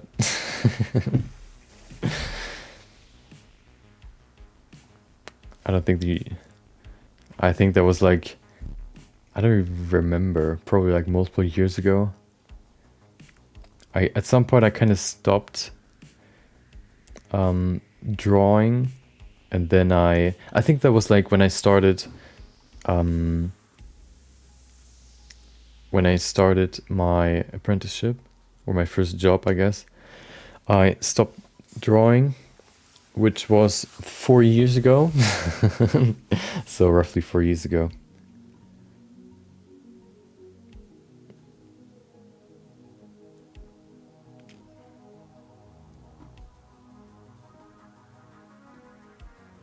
So I was kind of thinking about maybe getting some sort of like cheap, maybe not cheap, sounds kind of weird, but like cost-effective 3D printer, just to print out some of my 3D stuff.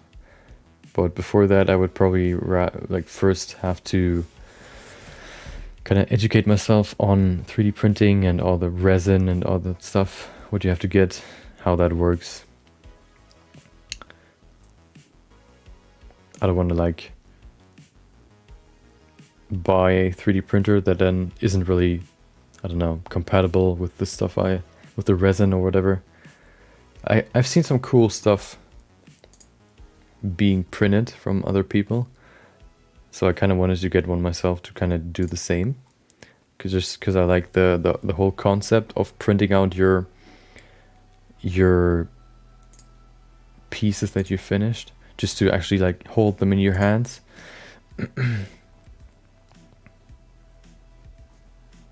But right now I'm more focused on actually creating than, I guess, printing.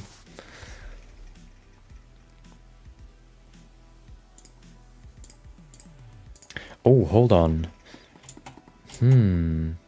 Oh, I have a cool idea for the ankle. We could do something else with this.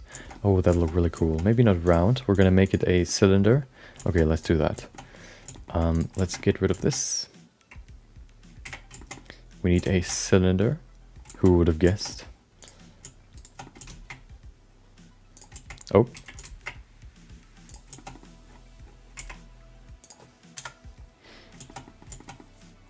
Do you mean... Oh, yeah. I remember... Oh, wait, hold on. I have my... So, at some point, my my PC died, which meant that I lost all my stuff. I didn't really have much on my PC, other than my art stuff. So I didn't really care about what was left. The person that repaired it, well, I think that was like a friend of my dad, left left all that he was able to recover on the PC, so I can probably pull it up. Let's see. Maybe I still have some stuff from my old, I guess, Windows version. He even installed Windows for me. I had like some sort of cracked version before. The friend that helped me build my first PC, which I'm working on right now, he had some sort of USB with Windows on it that you can just use to install Windows on your PC, which it seems like wasn't an actual copy of Windows, so I got a new one by crashing or like deleting my PC, I guess, which is kind of cool. Oh, there it is. Let's see. Okay, well, there's only app data, local roaming. Yeah, maybe I've deleted all the stuff. Maybe this one in here. Standard. No. I think I saw...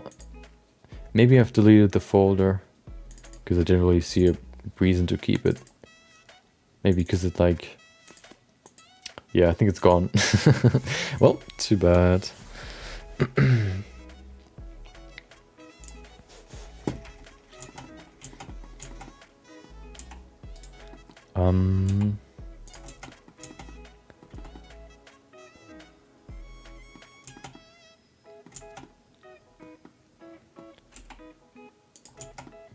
Where should I search that? In the folder window or whatever, or in the what is it? The Windows search? Can you search it in there? I mean, if I would search like .jpeg or .png, I would like find hundreds of images. So I don't know if I would really find what I'm looking for, but I'm quite sure that it's just gone. So I don't think there's a real reason to look for it. It's probably somewhere, but I don't know where. Okay, so what I want to do here is, first of all, I'm going to split this into two. Wait, yeah, I'm going to split both into two, so this one as well, which means that I duplicate it. Does that work? Oh, I guess. Move it over. There you go. Now they're next to each other. We select both, scale them, make them thinner, individual origins. There you go. Yeah, I would have liked to look at them again, but I can't. I don't think I can find them in a quick fashion. I thought I had oh, hold on, I think I know where they are. I still have them on my phone, I think. I remember putting all those on my PC just to back them up and like clean my phone. Let's see. The last option. Last possibility where it could be. Okay, let's see. Where's my phone? There it is. No, it's not on my phone, of course. It's on my PC. It is in my... there it is. No, that's not the right one. Wait, what is that? Archive. There you go. Okay, let's see. Okay, there's some stuff.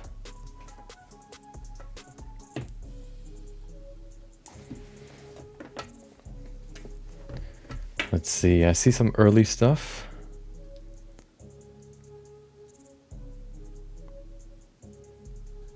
There it is, easy. Okay, let's see. Let me pull it up. Oh, I could make a... hold on, let me go in here and make a media source.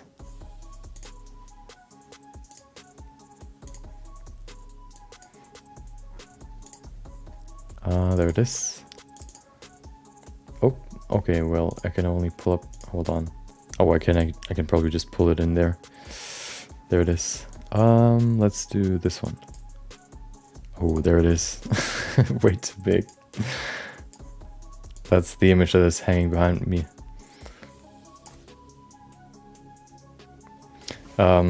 Yeah, that was, I think, 4 years ago or so.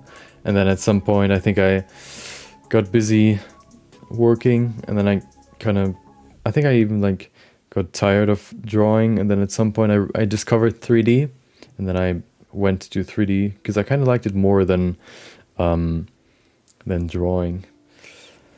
I remember in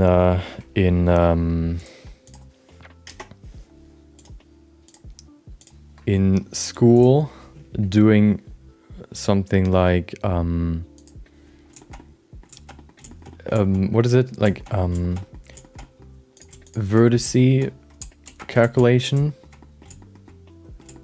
where you calculate like 2 points and then you can calculate the line that is between them, like the graph or the function to get from one point to the other. That's basically the vertice. No, not vertice. Vector. The vector between the two. I remember that was probably the best topic that the topic I was the best in. That was my best topic back in the day in school. I remember that, and I kind of like discovered that I kind of liked working in 3D, I guess. Yeah, I kind of thought about going back to 3D at some point, because it's like, I think if you can improve your 2D skills, you know, I was like, I mean, when I say I was good in what was it, vector calculations, it was like getting like a 3 out of 6. So that was good for me in math. I was never good in math, but I remember really easily being able to pick up vector calculations. That was the only real topic that I kind of enjoyed, actually.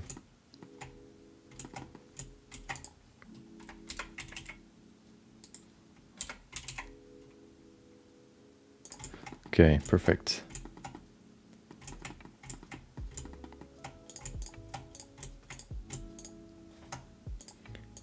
Make them smaller. So what I want to do is a pretty cool mechanic. Dude, I always pick the wrong one. There you go. So I'm gonna put a small, how would you call this? I'm just gonna show you what I mean.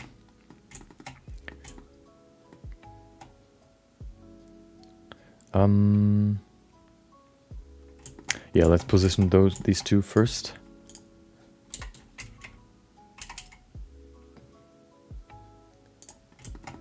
Yeah, I mean, if I say I was good in school, then it's probably like, I think I talked about that before,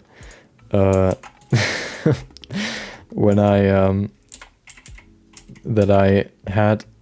we had to learn a second language or a third language in school. So we started with English in, I think, 2nd or 3rd grade, and then we got another one in I think 6th grade, and we were able to choose between what was it? English? No, not English. French, Latin, and Spanish. I chose Spanish just because we always went to Spain on vacation, so Mallorca or whatever, Gran Canaria. So I chose that, and then I did that for 4 years, and I never was able to speak Spanish. I was so bad. I think it was like, it went pretty good in the beginning. I was kind of interested in it, but then at some point I kind of discovered that I don't like learning new languages, except for English. So I quickly kind of shut off my brain when it came to learning Spanish. Which is of course not a good idea, but nonetheless I did it.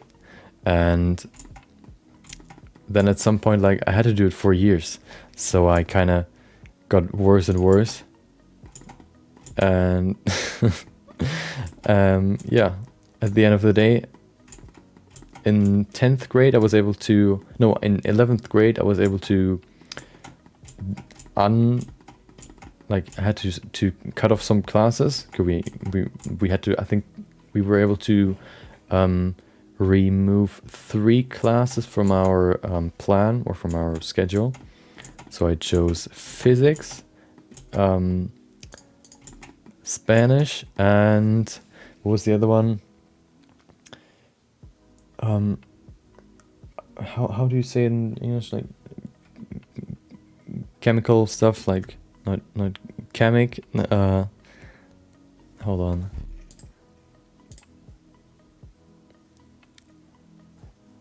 Wait. Okay, hold on. Chemistry, of course. I'm so dumb. Oh, your name is Spanish? Do you come from Spain, or are you just? I mean, you said before that your name was, or at least your last name is Asian, Korean, I think you said. So I'm kind of confused here. You're multi-ethnical, I guess.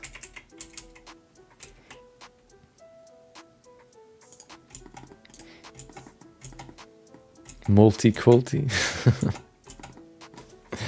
Hold on, I think this joint's a little bit off center. Let's fix that.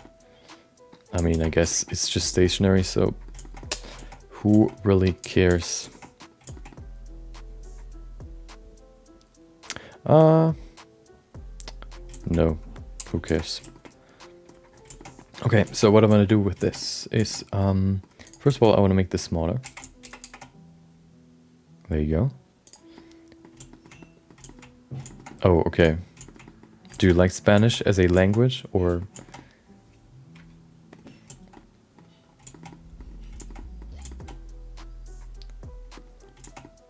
Do you just like Vincente?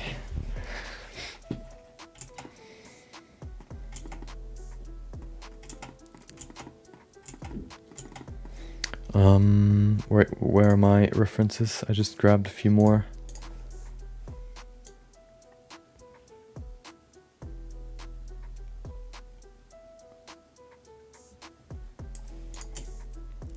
Yeah, it's kind of like thinking back at my, yeah, same for me.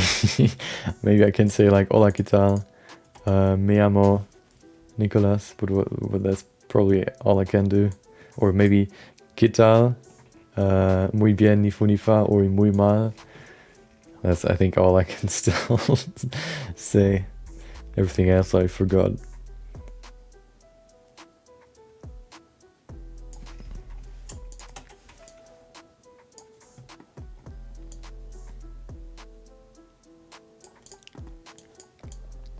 I think the worst part was not really learning all the, yeah, isn't that 2 beers, please?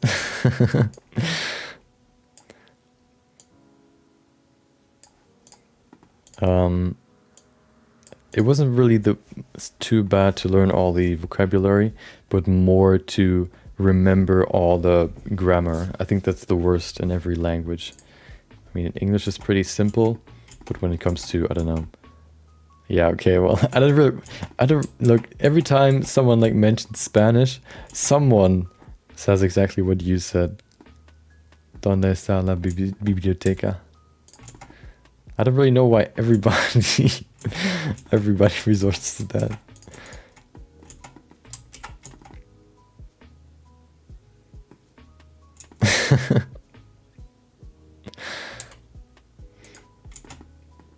Okay, now I fixed it. Such a... Oh yeah, maybe.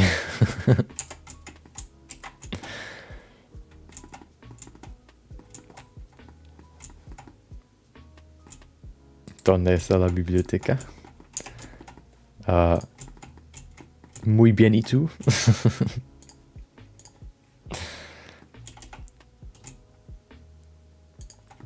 Yeah, the worst part wasn't even really to like learn the vocabulary, but the grammar. Like, or for, I think when you do something, I can't even remember all the other stuff.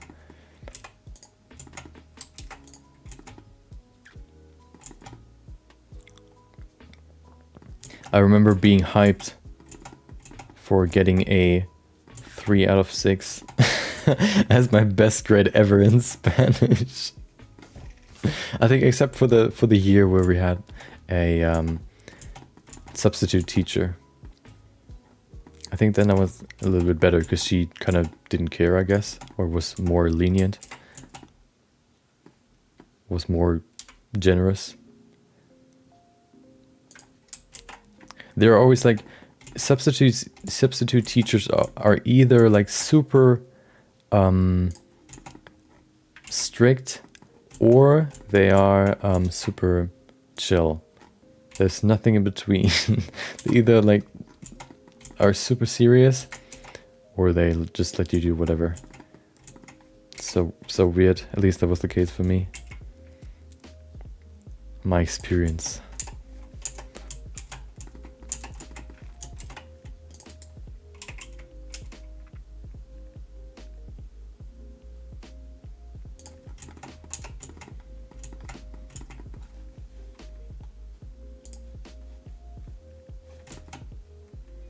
Okay, now let's put in some more. Should we make this? So how would this work?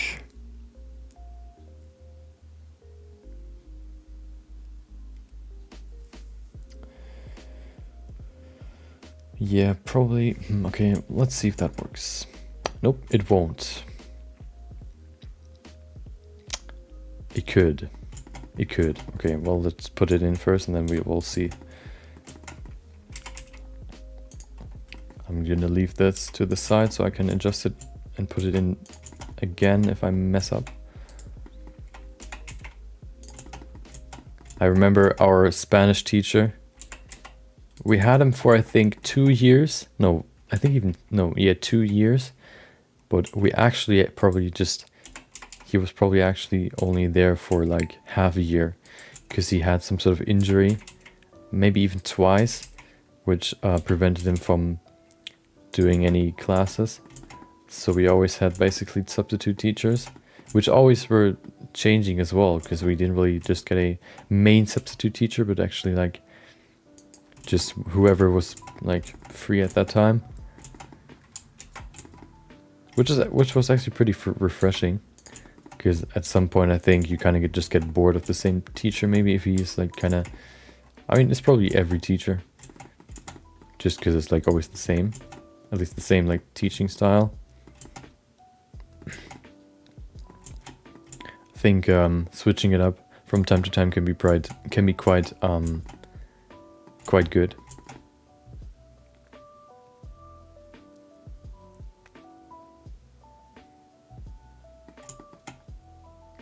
I wonder if there's some sort of technique where you can do changes on this one, on this piece, which then transfer to the next one.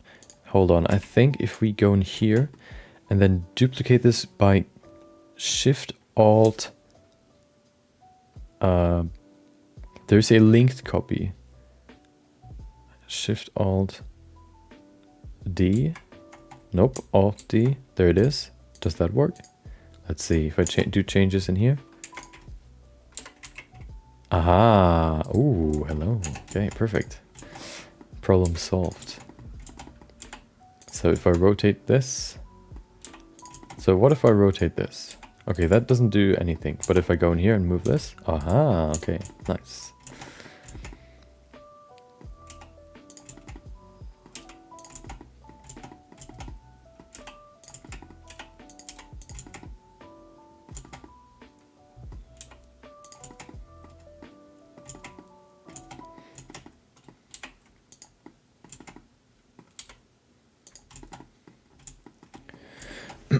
Okay, so let's make this a little bit longer, maybe even thinner. Thinner. Oh, before we do that, we have to go in here and make it thinner. There you go. Also push these edges a little bit further out. Okay. Now let's see. We probably can hide this for now. Okay. So we could probably hide this as well. Okay, now we're at the bone. We can go deep. Okay, let's put that in there. So this way, what I want to do is it'll be fixated right here with some sort of screw. But then if you wait. So what I want to do is it'll be fixated on one of the two, either on this bone or on this bone, and the other one will be some sort of push and pull mechanism, which means that it's like a that this side could probably like, it's gonna be fixated on there, but if you want to pull up your upper arm, it would like slide down there. Maybe it should slide up there. So this way, if you pull it up, if this like slides up there, it would pull this, like pull the bone up as well. So like this. Hopefully that works, I guess. I mean, it doesn't have to be like perfectly anatomically correct, but the more the better.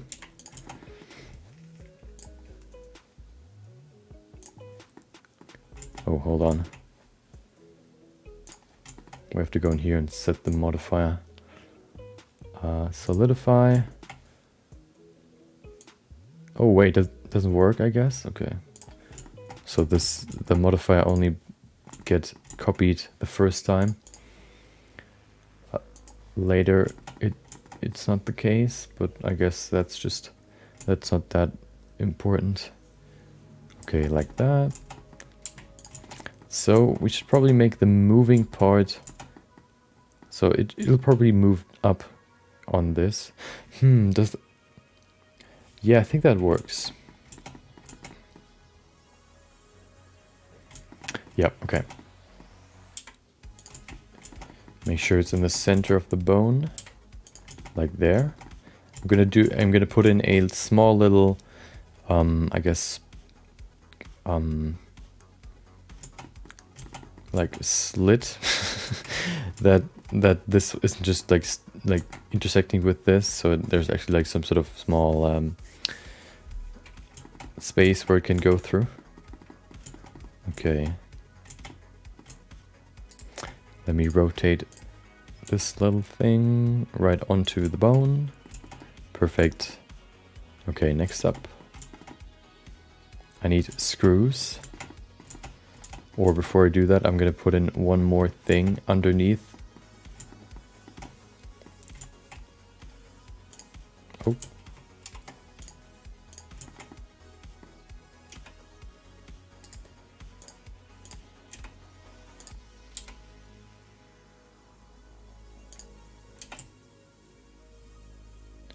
Okay, I'm gonna drink something real quick.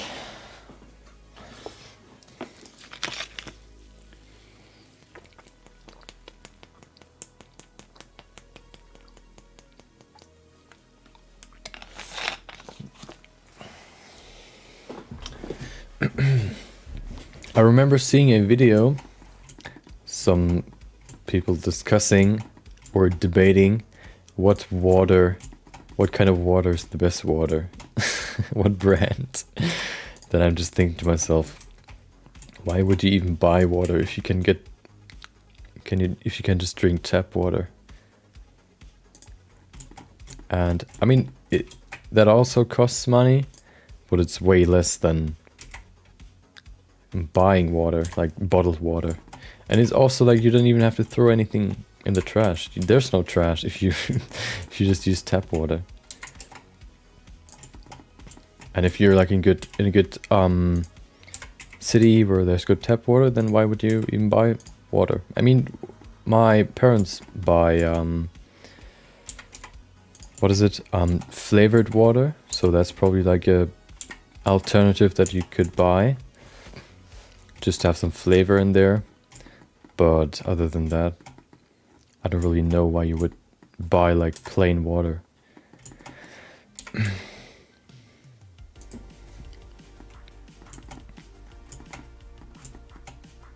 Especially carbonated. No, is it carbonated? Like water with bubbles.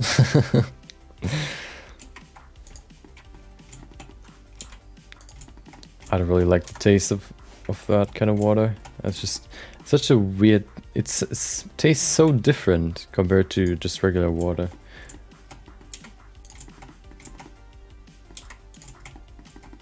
I never got used to it. And when there's like... I mean, it's not like super bad. I can like drink it if I need to, if there's nothing else, but still. It doesn't even really make you... Doesn't even really... like if you're thirsty, it doesn't really help. It just makes you more thirsty and you have to drink more, which then doesn't help. All of that that it does is fill up your stomach with water. I mean with air.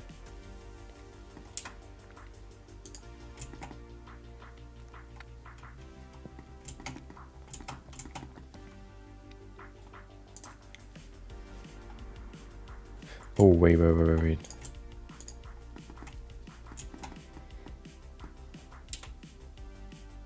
Put this in the center, I have an idea.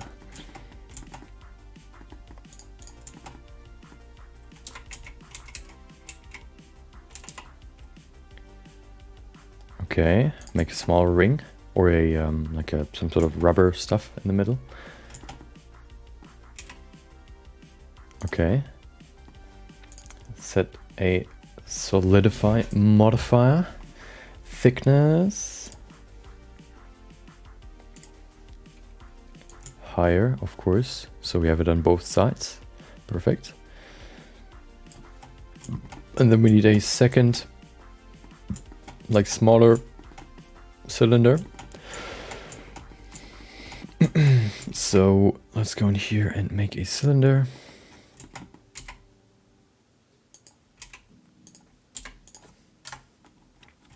Line that up with the circle. We have a good old align tool add-on we can use to align it on the thing. We can also align the rotation. Perfect. There you go. Align the scale. No, we don't have to do that. All we have to do now is scale it down. There you go. Now we can connect both sides. There you go. Perfect. Haha. Looks kind of like some sort of Lego tech, Lego stuff. Hold on. There you go. Right in the center. We do the same on the other side. We could make it more. No, let's keep it clean. First of all, what I'm gonna do is go in here and bring in a small cut.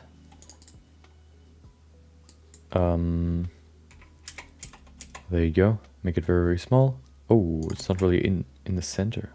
Oh no. Why not? I mean, that's a good... Wait, can I... that doesn't really work. Let's see. I don't want to move it like that. More like this. Okay, that should be good. Nope, still not good. Is that the wrong rotation for this little, like... Yeah, this thing is really rotated correctly. Okay, that's better.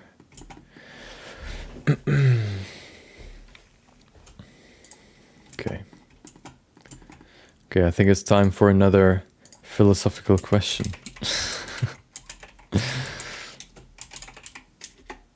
I kind of like these, because at least then that makes it easier to kind of talk about at least some sort of topic without having to come up with some sort of personal story or whatever, or experience. Let's use human nature and the human condition again. Oh no. Is there a meaning of life? Or meaning to life? If so, what is it? The meaning to life. Meaning... the meaning to life is to fulfill your greatest desires. I mean, you could probably argue that there's no real... Like, if you would just end your life... back to that again, you wouldn't really, like... Nothing in the grand scheme of things would change. But then again... I don't know. I mean, I guess, yeah, maybe like the fulfillment of your inner desires. Maybe not too much, but like just in a small sense.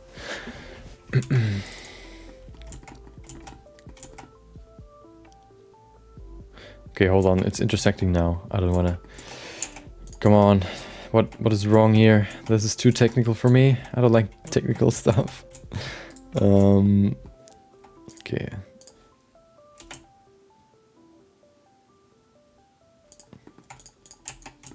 That's better. Yeah, I mean... I guess you can define that yourself, I would say. Some people think there's no meaning, which is probably the result of them having no drive. Nothing really they want to do. So they kind of think to themselves like, I have nothing, there's no meaning. Because I have nothing to do and I have no drive.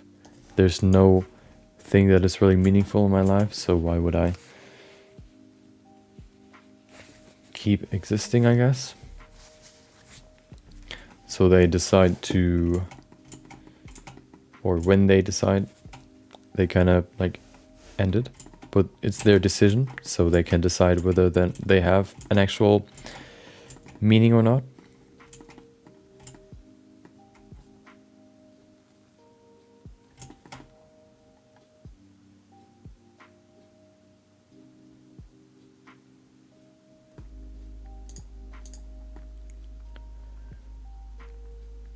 So it's personal, I would say.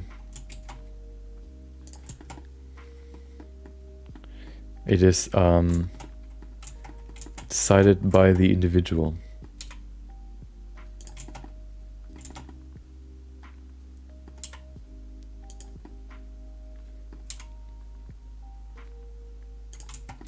Oh, hold on. Can I... You know... Did you talk with me about about Attack on Titan? I have an idea.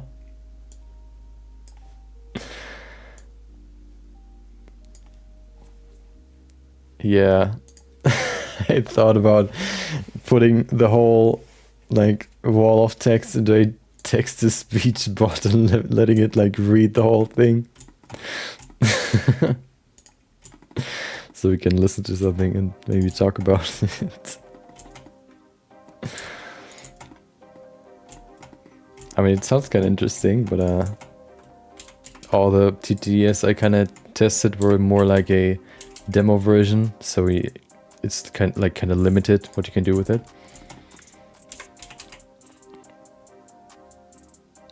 We could try. But I think the characters are limited.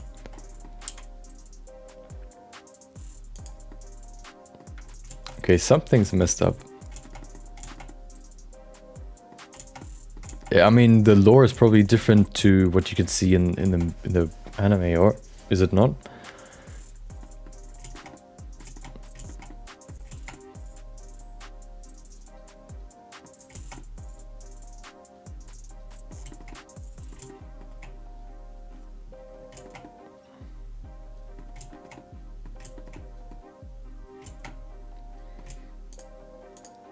I would guess, because like it's lore. Yeah, I mean, yeah, okay, well, yeah, maybe not. We could read through the whole script of One Piece in 70 hours.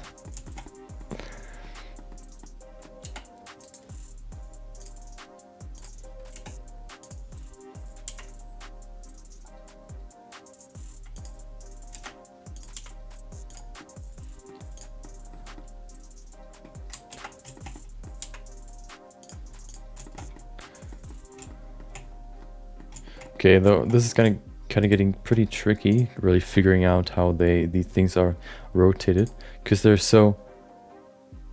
have to like be in tune so like perfectly that it's kind of hard to set this up correctly. Every single rotation that is like just a little bit offset, like in here for example, kind of screws up the whole thing. Looks kind of weird, but I guess in the grand scheme of things, it's just like an internal mechanism just to dress up the whole thing a little bit more, So you can't really see it in the end anyway. If we bring back the lower and the upper arm, you see, it's not even there. You can't even see it anyway. Okay. So next up, let's go in here. What I want to do is select this one, these four. First of all, I'm going to put in a cut, 2 cuts actually. One up there, the other one in the thingy. Actually, no, I'm going to put it right there. Let's select all the faces that I need.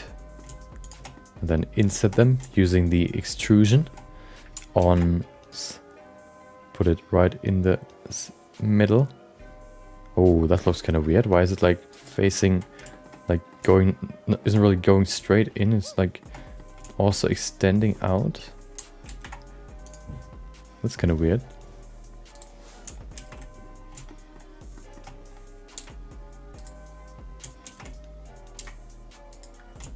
We might have a problem on our hands, which is kind of annoying.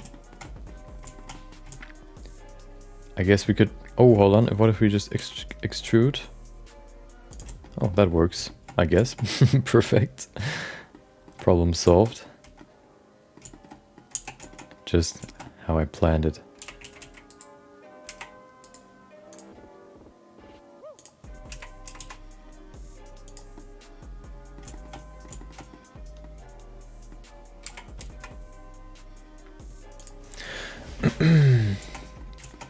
Okay, other side, and then maybe we shouldn't go into too much detail just yet. Maybe we should be a little bit more broad. We're working on the inner workings right now, which aren't even that visible if we enable everything. Of course, it's still important in the end if we make some detail shots where we can then see them. But maybe we should first focus on the overall bigger shapes. Because if we wanted to do some bigger adjustments, then maybe we would have to scrap the whole thing again, which would be pretty bad, or a waste of time rather.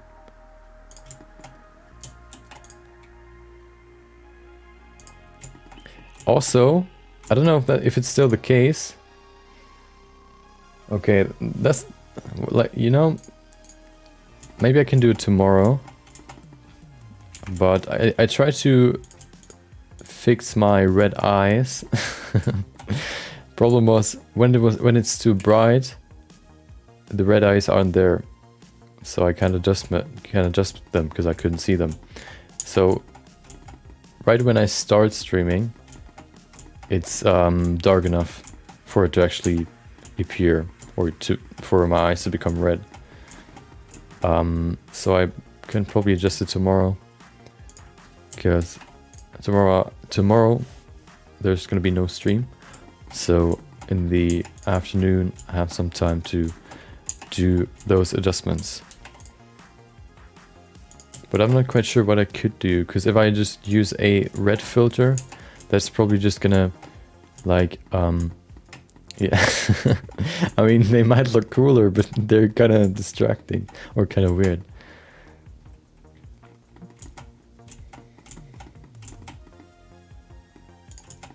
Okay, this looks so scuffed.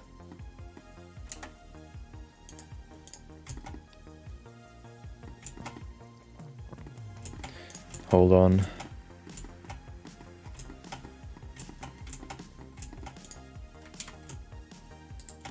There you go. I mean, it's something unique, if you want to call it that. Oh, wrong one.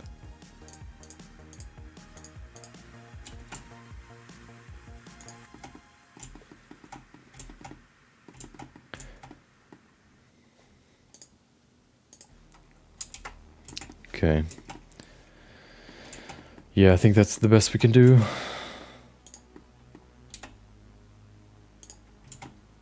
Yeah. Well, the problem is the light source is like I can't really put somewhere else because it's part of the webcam. So I would have to either not use the light from my webcam, which would look like this. Hold on, like this. So you'd only have like the light coming from this side, which is why I bought this webcam. This way I have like another light source coming from this side.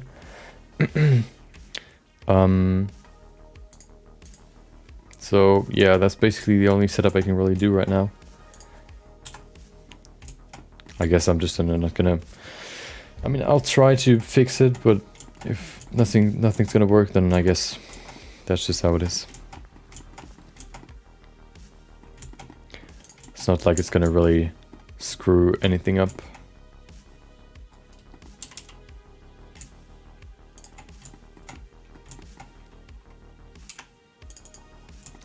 Okay, let's do a quick extrusion to the inside. Perfect angle.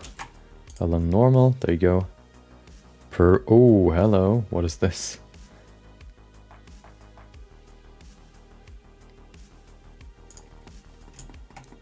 Wait, what? What are you doing? What is going on? Along normals? Okay, I guess that's how that works. Yeah, I think the problem is, of course,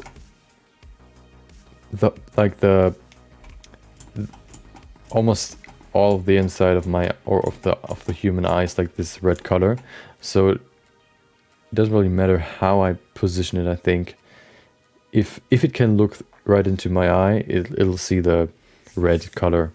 I don't really know if I can adjust the position. I have it like fixated right now on some sort of like box. So yeah, maybe I'll play around with it, see if I can maybe fix it. Maybe I thought there was some sort of like real-time red eye, I guess, like red eye filter, but it doesn't really seem to be the case. There are programs, but they aren't really real-time, of course. Okay, we should probably go a little bit more into medium level details. Okay, let's save here real quick, and then so how do we do this?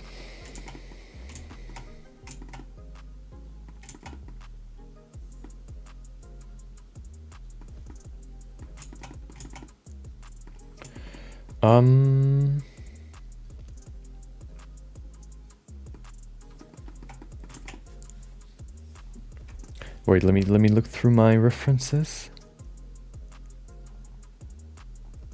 Where's my muscle reference? Or where's my... Oh, of course, she doesn't have arms. Let me just grab my real life reference so I can have some sort of reference for the muscles. I think I'm gonna kind of stick to the real life anatomy when it comes to the positioning of these smaller pads. Let's make a new one.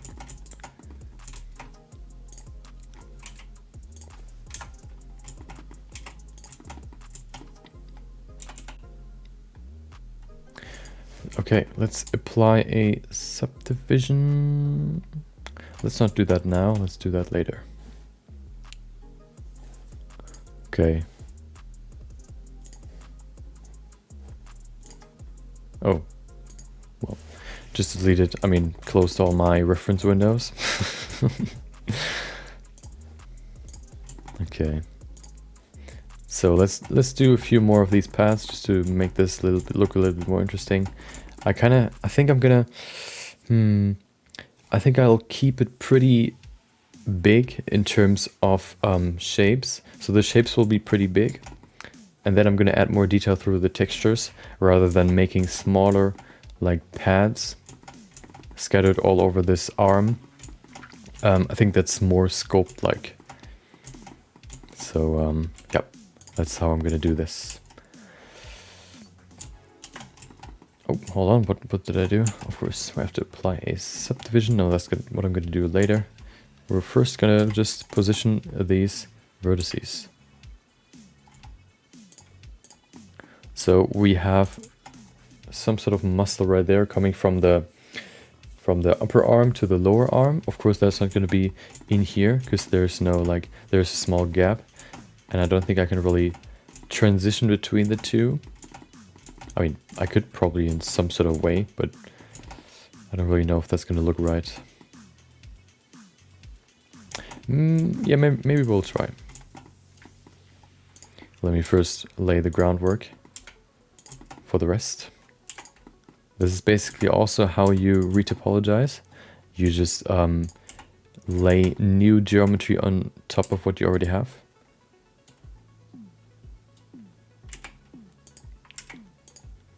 You cannot really see it because I haven't applied the in front option. Now we can always see it in front of everything else.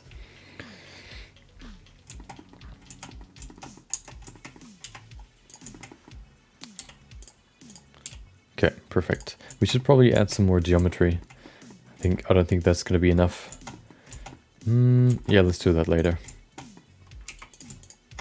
Okay, let's add a few more over here. There you go. Always trying to keep the faces always like similar in a similar size. That just makes the deformation and makes it just look very clean and smooth. If you have like vertices very close together, they create this weird pinching effect, which if you want to have a smooth surface, kind of destroys that. Okay, let's first of all go all the way to the front.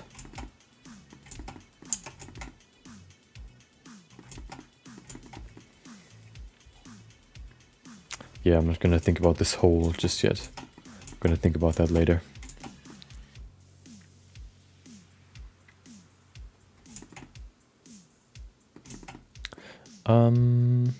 Yeah, let's start here.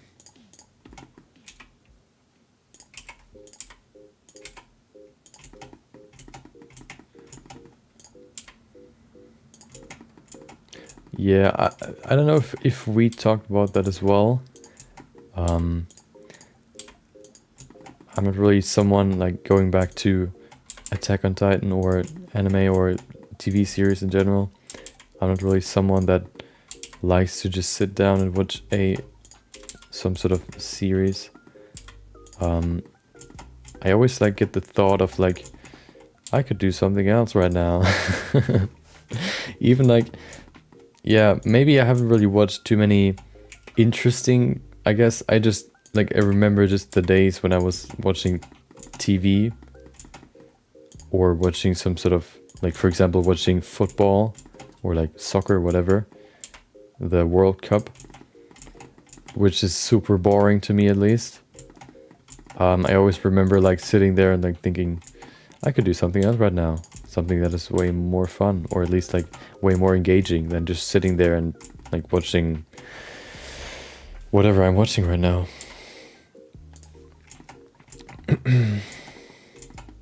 Yeah, that's also probably why, or at least what I think is that television is not gonna survive for much longer, maybe like 20-30 years, and then there's probably not gonna be any television left because nobody's really interested in that. Just too passive with all the technology we're gonna have, or we already have. I think there are way better options to spend your time with or on. Just too like unengaging. You just sit there and look, like watch a TV show.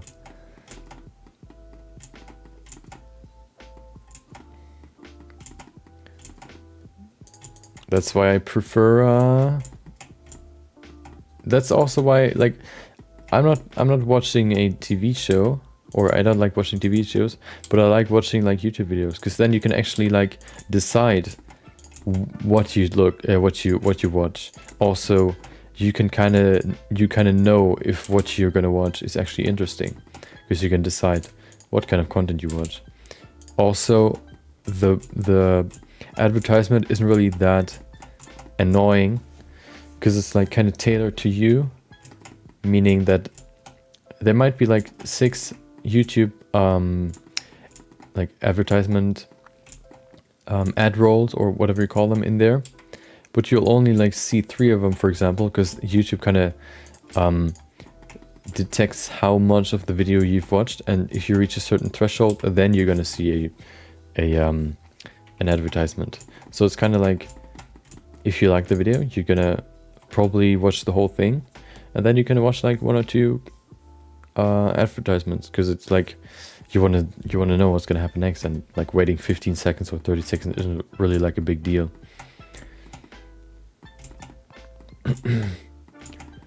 So it's just like more customizable, more engaging, and more like enjoyable, at least for me.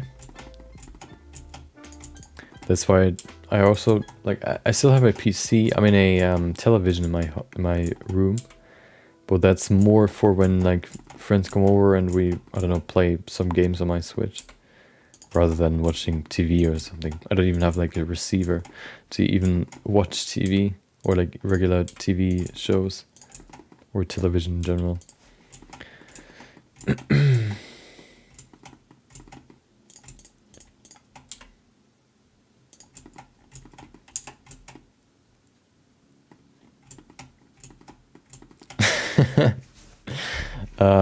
No, I'm not hyperactive, but I don't know, I don't enjoy just sitting there and doing nothing. Maybe it may feel a little bit different if I'm really like interested in the story, but then at some point you hit this low point where just like there's some sort of, I don't know, just storytelling, and you're just like, there's always going to be a boring moment in any kind of like show, whatever that might be, and then in that moment I usually like think to myself, you could do something better with your time. And it's not really like just like, oh, you have to do something productive right now, you have to be productive, you have to whatever, learn or like get better at, I don't know, 3D. It's more like that I just am bored. And I feel like there are better ways to entertain myself that are more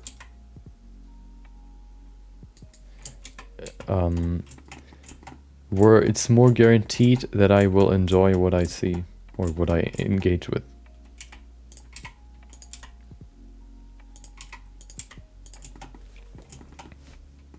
Are you a television person? Is that what you want to tell me?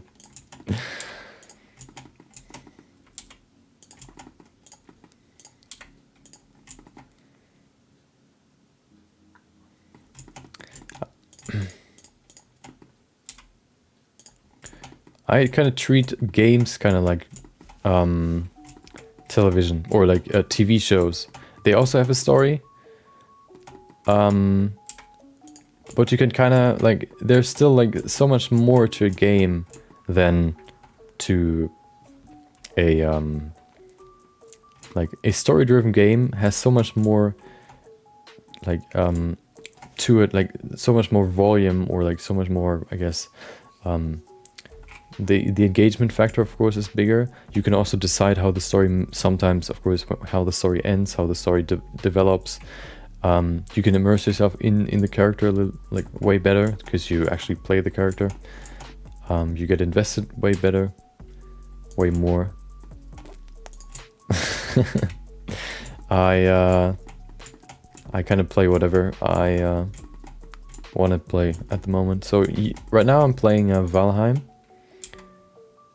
That is a survival game. I usually just play whatever I want to play, or I prefer to play the games with others, of course, so with my friends. So if I want to play like games with my friends, I don't really care about what we play, as long as we play together, because playing games together is always more fun than just playing a solo game, at least for me. Sometimes like I play shooters, but I'm not really that good at them. So if it's like a super competitive game, I don't really enjoy it that much. If it's more casual, then yeah, why not?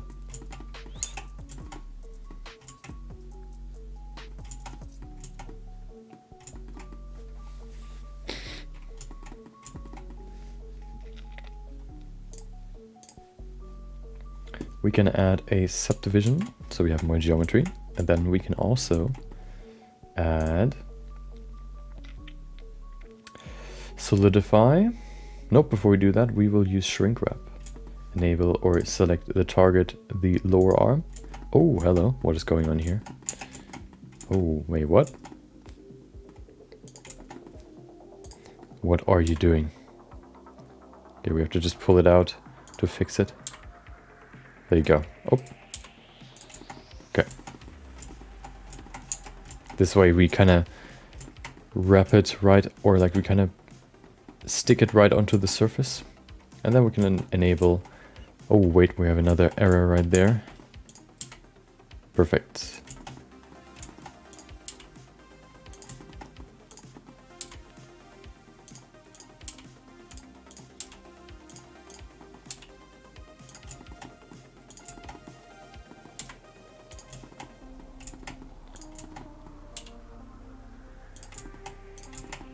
Yeah, television is really my cup of tea, as you might have guessed by now.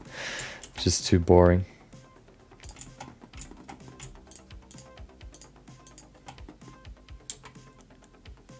Like, usually like TV shows take up 45 minutes, or like a single episode, and sometimes you like watch, like some people binge watch TV shows, which means like maybe 10 episodes per season, which would mean 450 minutes, which is like, how much is that? Hold on. 7.5 hours. Imagine what you could do in 7.5 hours. I could do 2 likeness sculpts in that time. So yeah, I would rather do that than watch a TV show. But that's just me. I'm not gonna judge anyone for watching shows. Whatever makes you happy.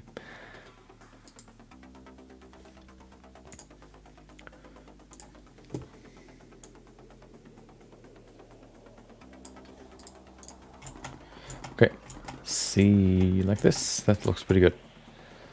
I'm gonna do a few more of those. I'm gonna like, this will be like the mid-level detail, and then I'm gonna add more very, very small detail through textures.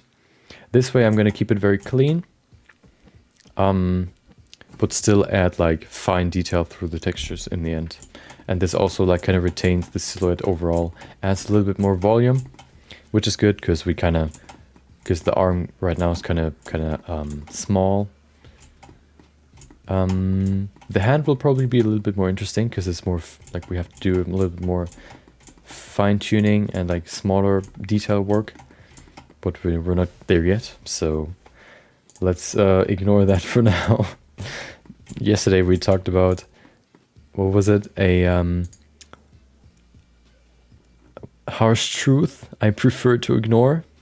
Right now I prefer to ignore the truth, the harsh truth that I still have to do the hand at some point.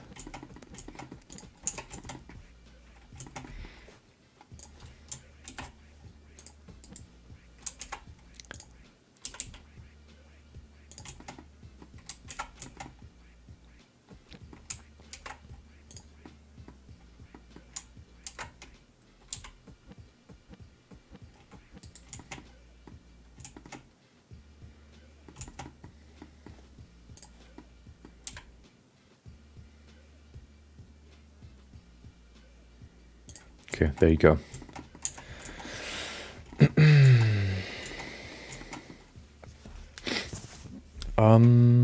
Let's see.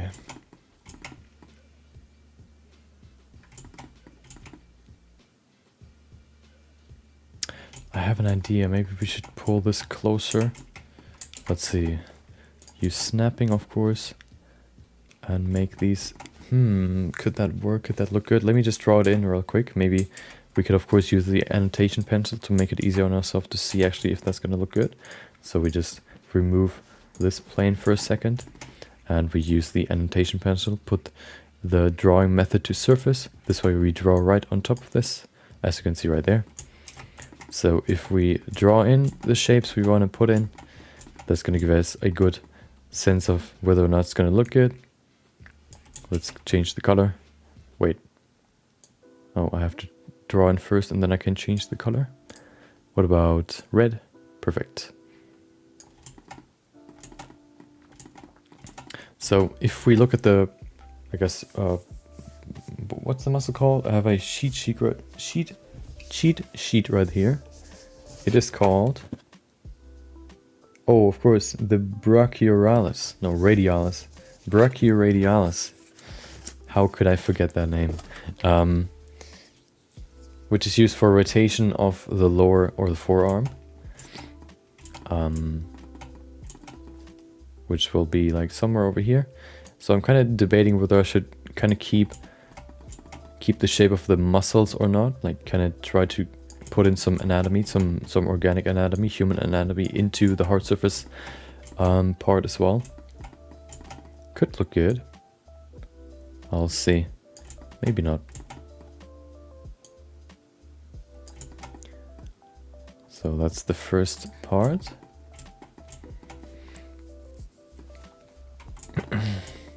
What else do we have here? We have this middle part, which we could, what I wanted to do maybe is use a, like some sort of shape that looks like this, which then ends. Hold on, let me draw on the other side first. That's probably easier.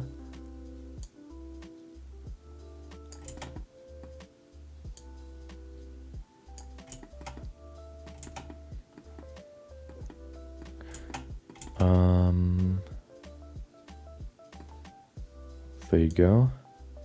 Put that closer to the other side. Perfect. Okay.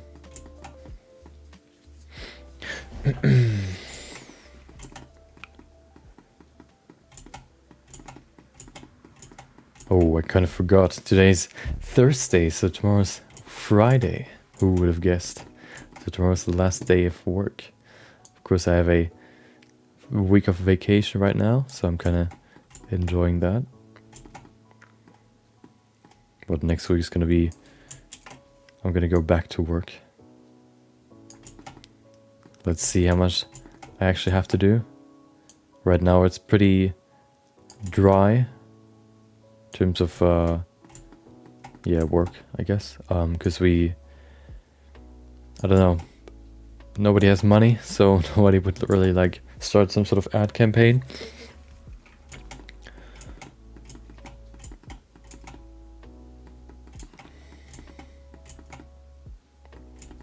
So what I actually was able to do is I did the first compilation, the month 1 compilation in my work time. I had nothing to do, and then like I could at least like learn a little bit more about special effects in Blender, I guess, or animation. So I did that. I always try to implement some sort of new animations or special effects into these compilations, just because like usually I don't really get the chance to do that. Those are a good way of I guess like learning more about that part of Blender.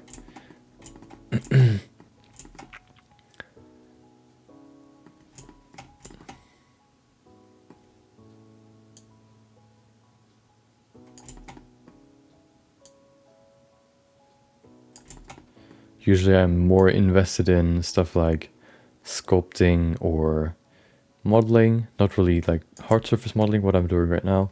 More stuff like, basically only sculpting, because that's the favorite thing I do, or I like to do.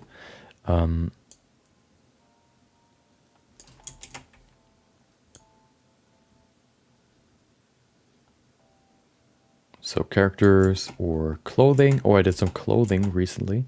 I grabbed the demo version of Marvelous Designer, which is going to be, or which is used for simulating and creating realistic looking clothes, which actually is really, really easy to use. It's really, really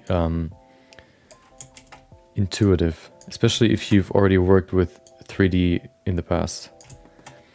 It's basically just a simulation of real life. You can cut out or you can create the shapes for all the individual pieces of the clothing. For example, for a t-shirt, you have the two parts for the center, and then for the arms you have two pieces, which you then just decide where you want to sew them together, which results in a t-shirt. And you can decide, like, you can reduce the length of some parts, so you can create some special wrinkles. You can add multiple layers. You can, like, create a whole outfit, which is what I did a while back. Yeah, so it's really fun to use that. If you ever want to create some clothing, some 3D clothing, that's probably the best way to do it. I wanted to do it first in Blender, but Blender didn't really offer the good, like, any good tools for clothing. There's a clothing simulation, but that isn't really that optimized. It's super laggy, super slow, and even just modeling all the pieces is kind of annoying. In Marvelous Designer, you can just draw them, and then the geometry just gets created by the computer. But in Blender, you have to do all of that yourself, which kind of slows you down, of course, in the process, and makes it a little bit harder to actually do. And on top of that is, of course, just way smaller. I mean, way slower. Yeah, just not really that optimized.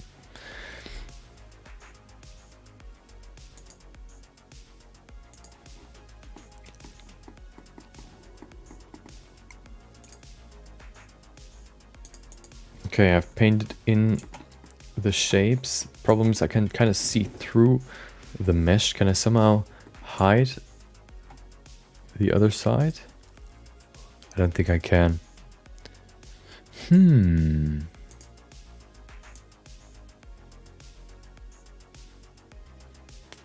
Well, I guess we have to live with that. Let's see, how does that look? We have like one division right there in the center.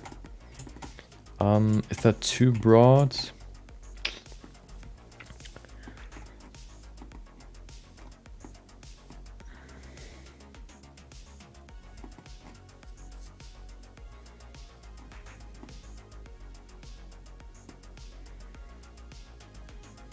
We could maybe make it a little bit more artistic. So right now it looks kind of bland because it just goes straight down. Maybe if we make something more aesthetic, because that's the whole theme, then yeah, let's try a few more sketches. Let's go with yellow. Do another one. So what if we go in here and start from the center right there, and then kind of like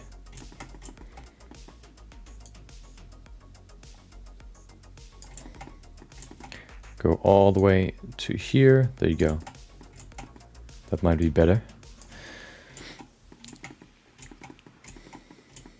It's kind of weird how I kind of like thought about that, I think today, how I discovered probably almost all the people I kind of watch now on YouTube. It is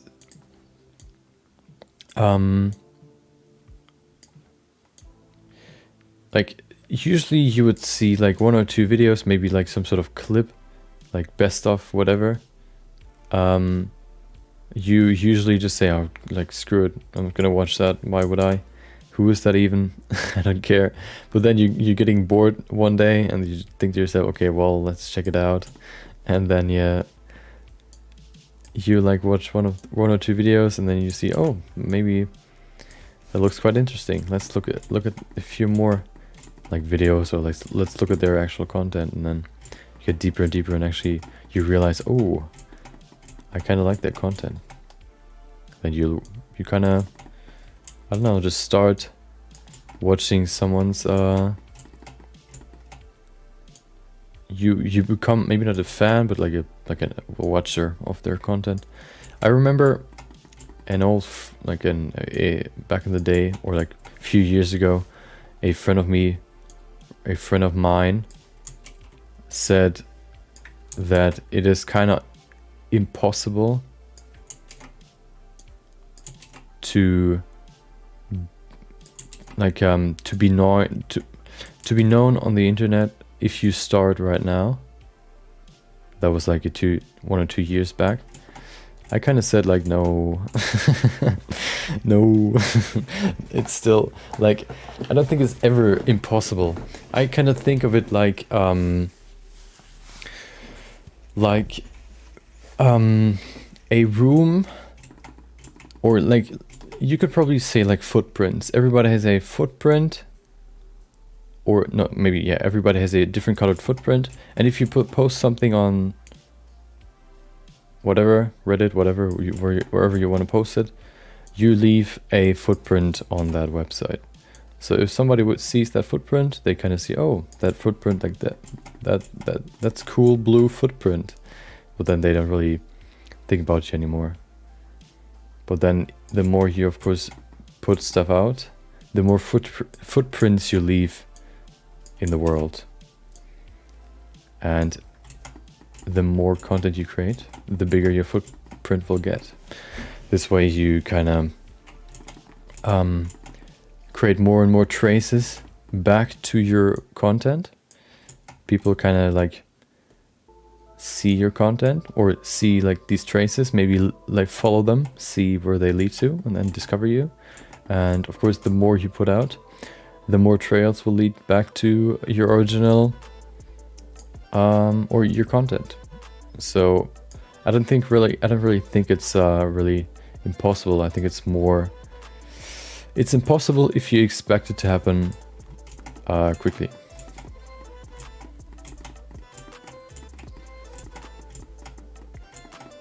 You have to just walk around and create more and more footprints. I remember once seeing a YouTube video of someone creating images by just putting dots with a pencil on paper. He didn't really, like, he's not really making any lines, but every single dot participates in the whole picture. Of course, he has to do like thousands of dots to finish the image. So that's kind of how you can look at, I guess, your online footprint. Some people can see it after a few dots. Some people only see it after the whole half the image is done. Some people see it when the whole image is done. But the more dots you put in, the more visible it's going to be. Or I saw a post recently about what was it? It was about someone testing how many licks you need to finish a whole lollipop, and I think it was something like 1,250 or something. If you kind of expect to finish the lollipop in one lick, that's not gonna work. You have to do 1,200 whatever to finish the whole thing. That's kind of also like some sort of metaphor you can probably say. So I kind of like this more, this curve in here. This makes it more aesthetic, I guess. Just keeping it like straight, like putting it straight down from there to the end of the forearm looks kind of boring. I think making it more like this curved shape looks more interesting, and yeah, it makes it more aesthetically pleasing.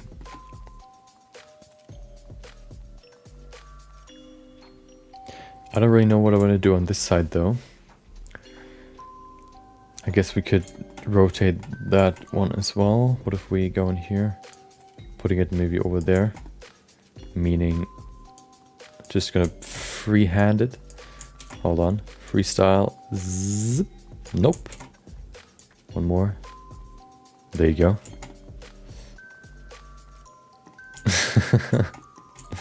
I mean, it's... I mean, I don't really know if I would call myself optimistic. I usually, like when I remember back in the day when we were, for example, doing stuff like,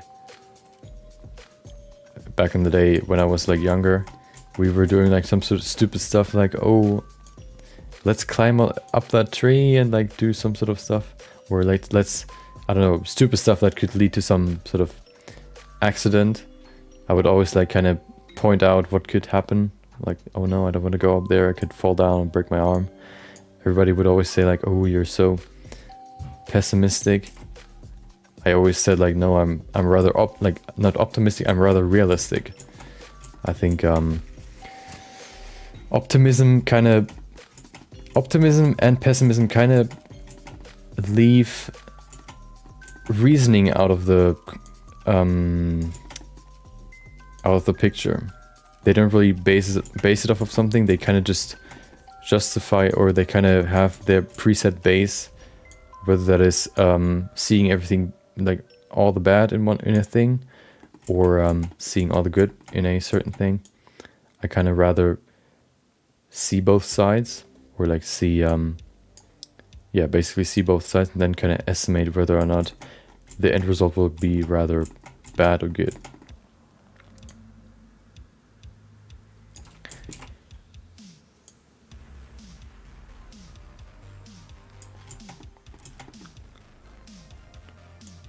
Oh.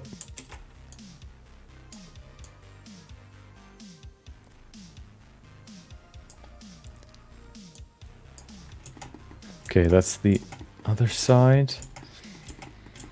It could work. Then I could put in... Let's see. So my idea was to put in another shape right here. Oh, let's fill this side first. Maybe all the way over here. Oh. Okay.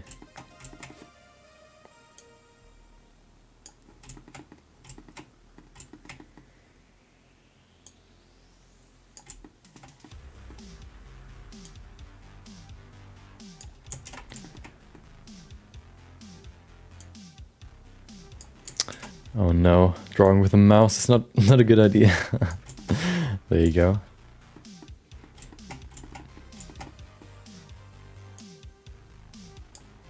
Okay.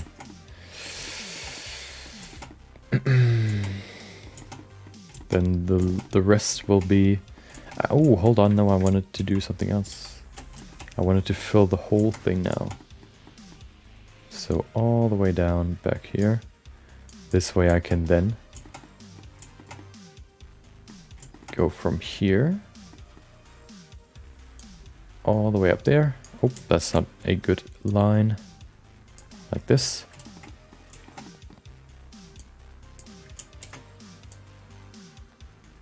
Okay.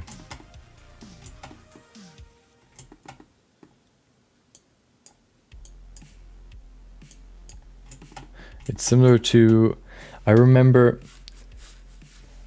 listening to an interview with Doja Cat, where she talked about her career.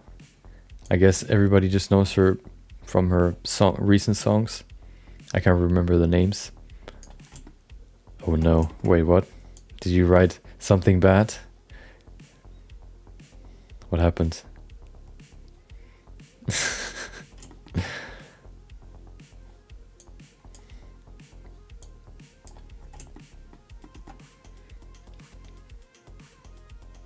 Don't write naughty things in the chat, please.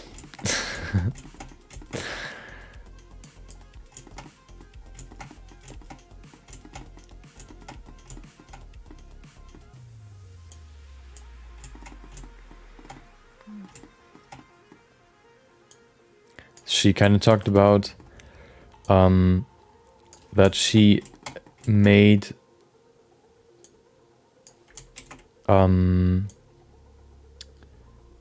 music for, I think she said like 7 or 8 years before she like made her real, like first real hit song. And after that, of course, she kind of blew up. But yeah, like time after time, she kind of just...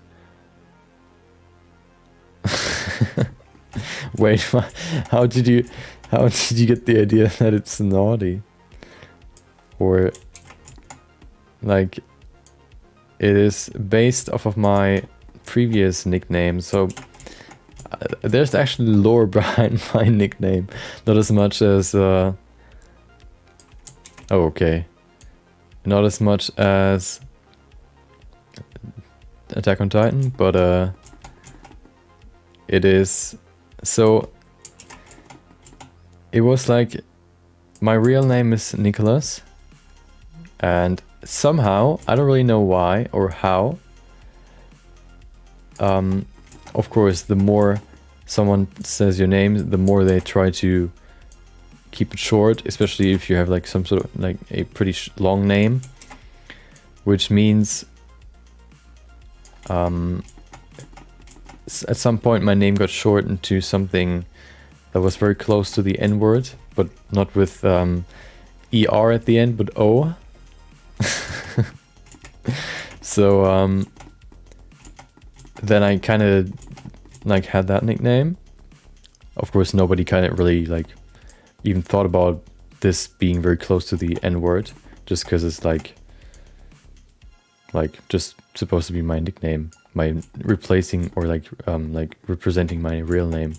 And then I played more and more online video games, and people like kind of messaged me saying like, "Oh, dude, you're a racist," or maybe not that, like mentioning my name. And then I kind of tried, or I kind of wanted to have wanted to change my nickname, so I just switched the O with the I, and now it's Noggy. I kind of like the name, so I kept it. I kind of wanted to keep it very close to what I had before, so it's really easy to just switch up the 2 letters. And now I have that name. It's far enough, it's far enough removed from the N word that it's not like recognized at that. And it's still pretty close to my original nickname.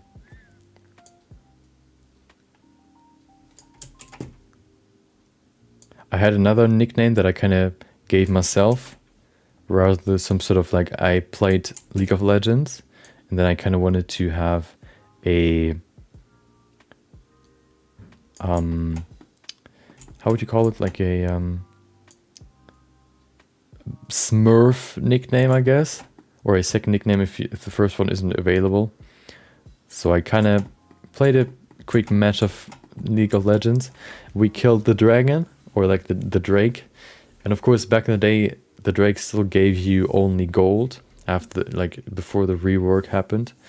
And I kind of thought of the name Dragon of I think Dragon of Luck, I think I called it. I put that into Google Translator, put it to, I think it was like Basque. Hold on, which one was it? Which language?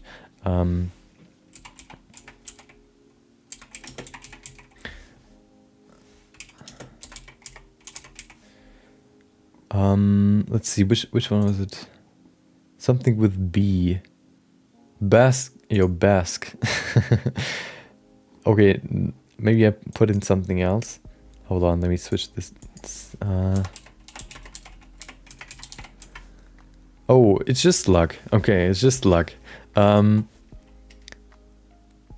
Okay, hold on. How do you say Okay, hold on.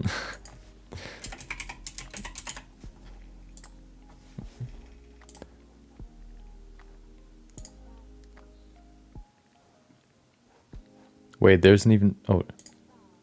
Okay, so in... The word luck in Basque is Zorain Tasuna, which was my second name, which is of course so long and so really hard to learn or hard to recognize that I really never really used it for anything else than I think my second or first Twitch account.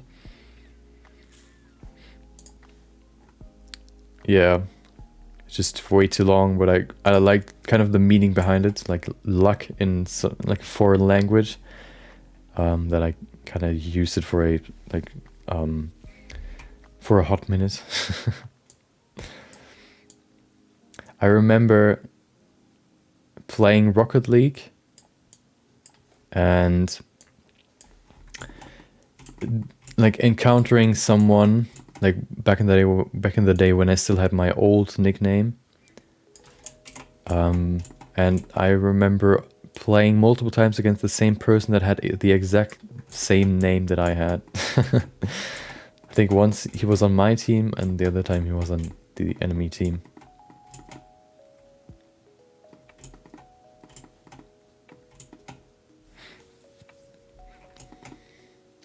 Okay, so we have a outline.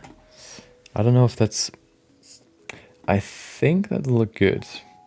I guess we have to try. So let's reshape what we had before. Where's my... There it is. Haha. Okay, now we have an outline that we can adjust our stuff to, our vertices.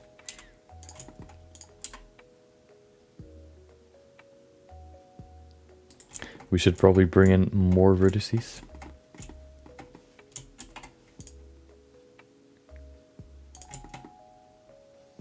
Oh, we should probably do a new one because I don't want to move all these over there. Or whatever. I'm just gonna do it. Shouldn't take too long. Today was a very unproductive day. I don't know. I think it's because I'm still kind of new to hard surface modeling, so I kind of figure it out as I go. Especially the whole like modeling part. Who would have guessed? Usually what I would have probably done would if I would have done it differently, I would have probably sculpted the whole thing and then retopologized it so that it's actually clean topology. But this time I kind of wanted to test my hard surface modeling skills, and I wanted to do it without that. So yeah, today's, I think, today's day 10 of the whole project. Which means I started sculpting the character first, and then I started working on the mechanical arms.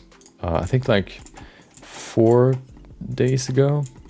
So 10 days in total, and maybe like 3 or 4 days for this part. Every day probably had like 3 to 4 hours.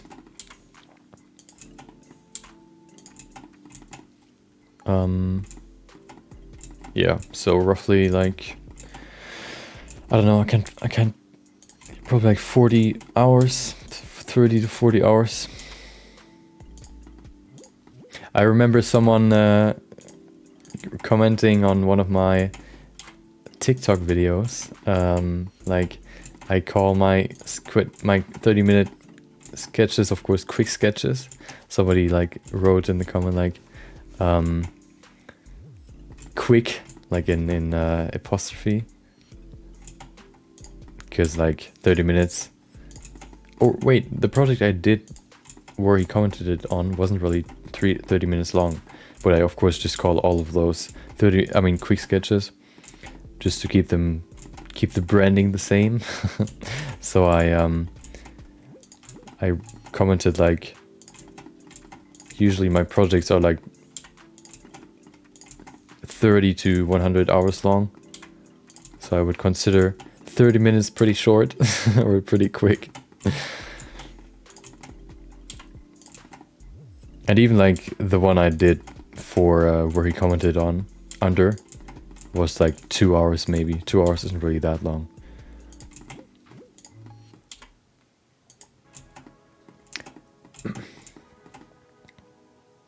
Every project that I would probably start and finish on the same day, I would consider quick.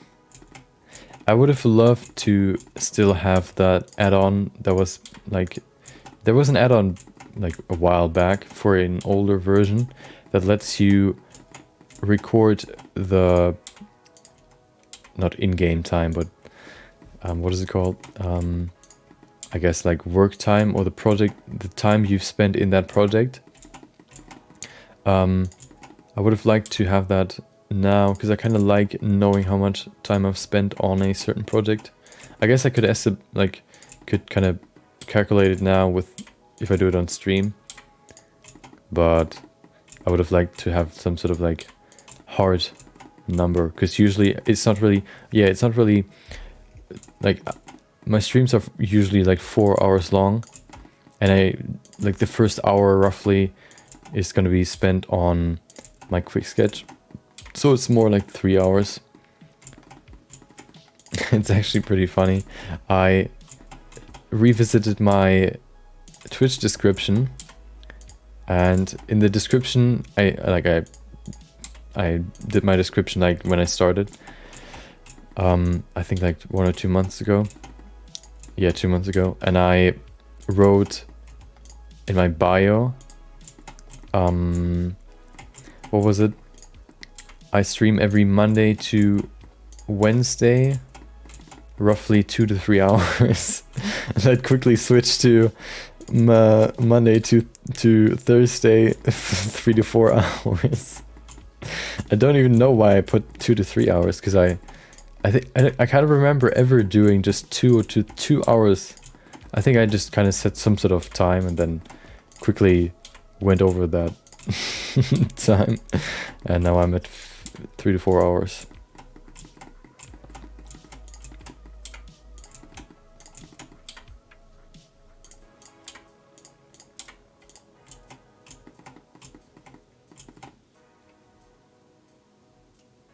Okay. Let's see. We need more geometry. Hold on. Do we? Is there? Oh, there is. Okay.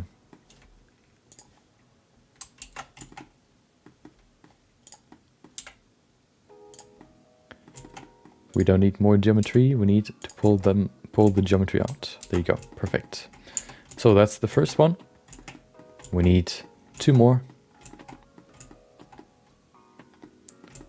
One on the other side, and then one in the middle. I think that'll make a cool shape, which we then can add some more detail later. Oh, hold on, I'm gonna make a small wing right here. Let's see if that actually works. Let's remove snapping. Oh, I have a question that just quickly popped in my mind. I tried it for like for like a few days, or like I kind of did some research. I heard a few friends being able to do it. So I'm kind of curious. Can you, or did you ever have a lucid dream? I never had such a thing. And I'm kind of interested, like, I heard like multiple people say like, oh yeah, I like pretty often actually, or like I can actually control having them. So I'm kind of interested in if that's actually pretty common, and I'm just like one of those scrubs that never has them. Has to train really hard to actually get them. I mean,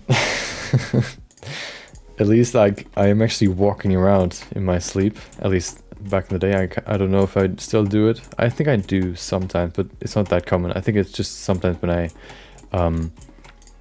have a certain when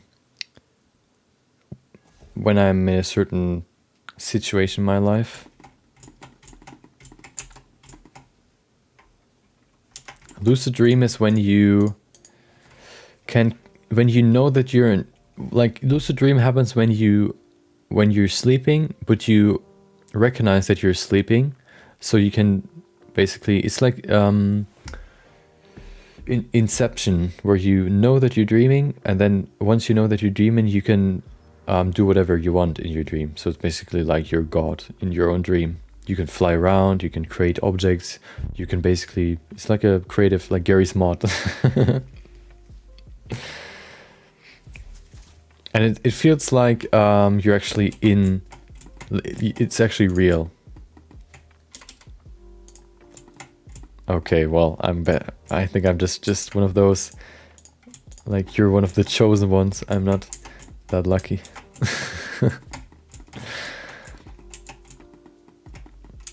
Yeah, I think it's like, if you really want to have one of those, you can train yourself to get them. But usually if it's like your first time getting those, you get really excited, and then you kind of get thrown out of the lucid dream really quickly because you're too excited, and you kind of, I don't know, break your dream. Maybe that happened to you. Have you ever had that, like, a dream where you saw yourself dying? I read somewhere that you basically never see yourself dying, just because the brain doesn't know what happens when you die. So you basically just wake up. The brain doesn't know what to do when you wake up. I mean, when you die. So it just resorts to waking you up.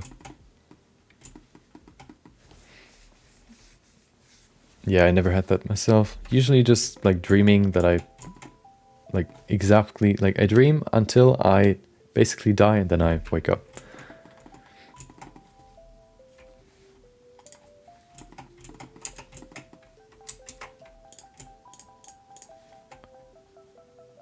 I heard someone on a podcast said they saw themselves dying in a dream, which is kind of weird, I think. They said they kind of saw themselves from the third person view, so I'm not really sure if that really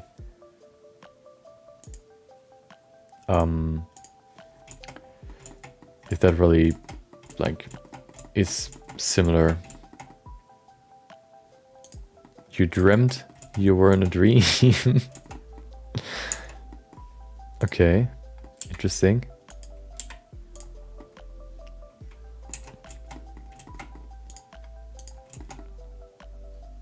Oh, so you basically were in your own Inception. Someone tried to steal your credit card number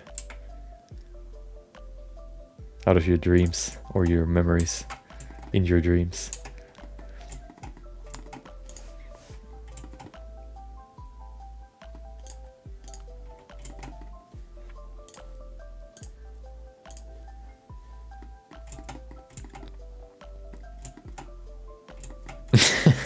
Okay. I remember my mom, I think, sometimes like dreams about having to pee real bad, and then she wakes up and like she actually has to pee real bad, and yeah, I mean, I don't really have to explain the whole story.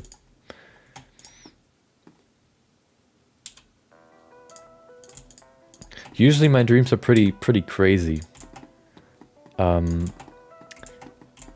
When I have those, I can't really remember my dreams, except when I get these kinds of dreams, where I sometimes, like, it was a while back, but it's still kind of weird.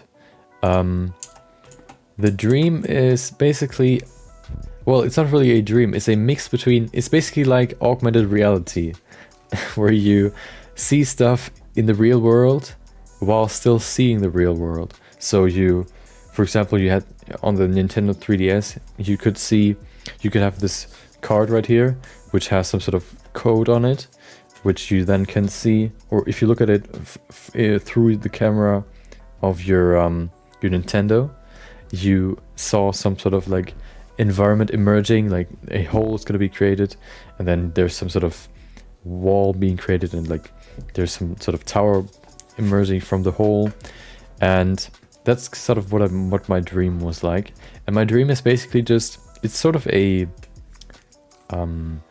scary dream, or like more an uncomfortable dream, which is that I lay in my bed, I kind of wake up, look around in my room, and there are like multiple people that I know just standing right next to my bed.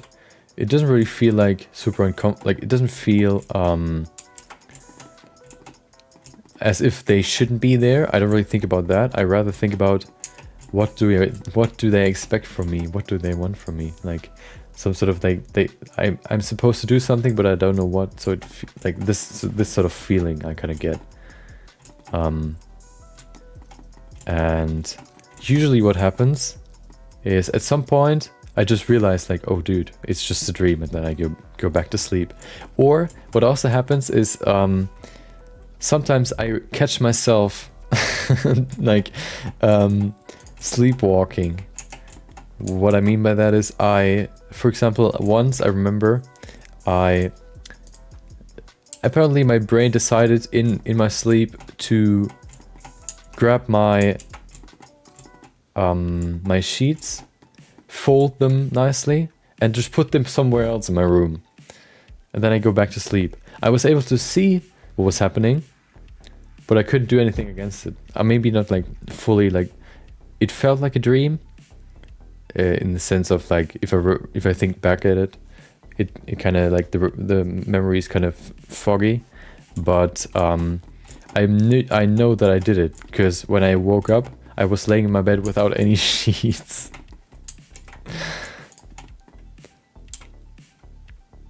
So I troll myself.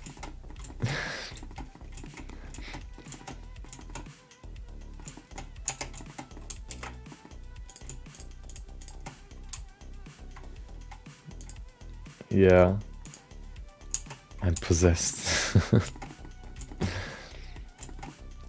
So I don't know. I think this corner kind of looks too harsh. It doesn't really fit into the theme of like aesthetic or organic shapes. It looks too sharp. So I'm just gonna remove it. Oh, hold on. Get rid of the vertices. There you go. Okay. I think that's better. Wait, what happened? Oh. Wait, what? Oh no, I screwed up. Oh, there you go. Oh, wait, you can deactivate it. Oh, cool. Okay. So, I think I'm gonna call it here. Let me quickly see what you wrote. I want to see if I can actually see what you wrote. Yeah, tomorrow there's gonna be no stream. Monday's gonna be the next with an interesting experiment. I will probably work some more on the project off stream. Maybe not. We'll see. Let's see. Where do I see this? Content, community, activity. Nope. Ad breaks. Nope. Community insight. Oh, hey, hold on. Yeah. No, it's not in here.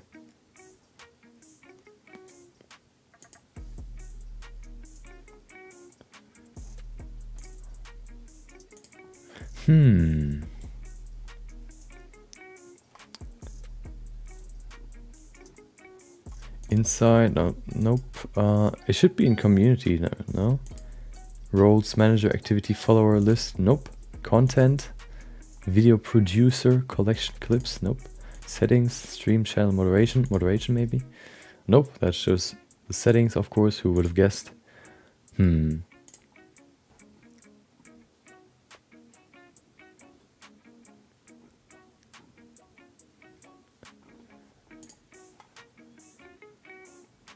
I thought I could just see it like grayed out so nobody could see it except me.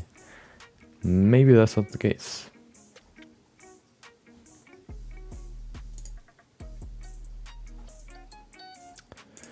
Well, seems like your message got lost in the ether. So, yep. I guess we're never gonna know what you said. So, if it was something naughty, you gotta watch out. Santa's coming for you. Yeah. Maybe I'll work some more on this off stream, maybe not. Depending on what I wanna do. Yeah, maybe it was like auto blocked and then just immediately removed. I think that happens sometimes when okay, hold on, let me see. Let me pull up the live dashboard first and then send it again. Okay, can you send it again? Let's see.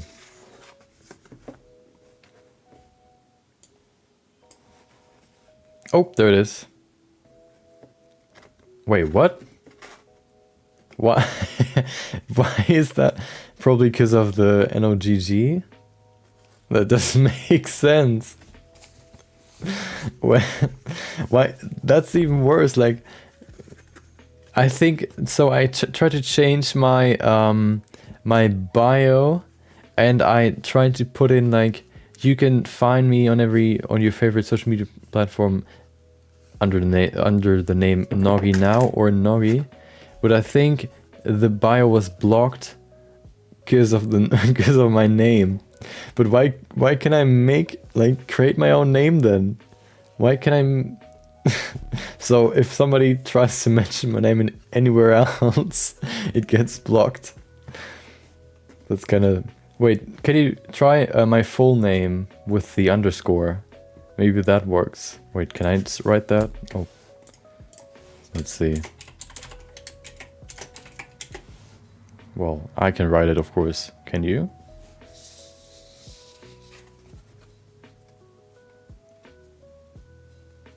Oh, no. Wait, what? There you go.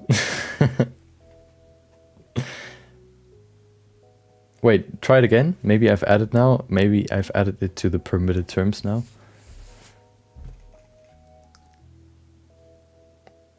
Aha, easy. What about, oh, hold on, I can't unpermit it now.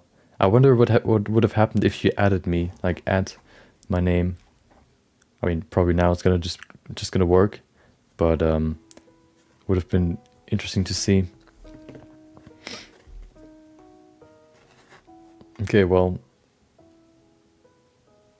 yeah, now I can see it. Yeah. Okay, well, hopefully we fixed it. Of course, we cannot fix it in any other channel, I guess. That's a burden we have to live with now, or I at least. Wait, yeah, no. For reason identity.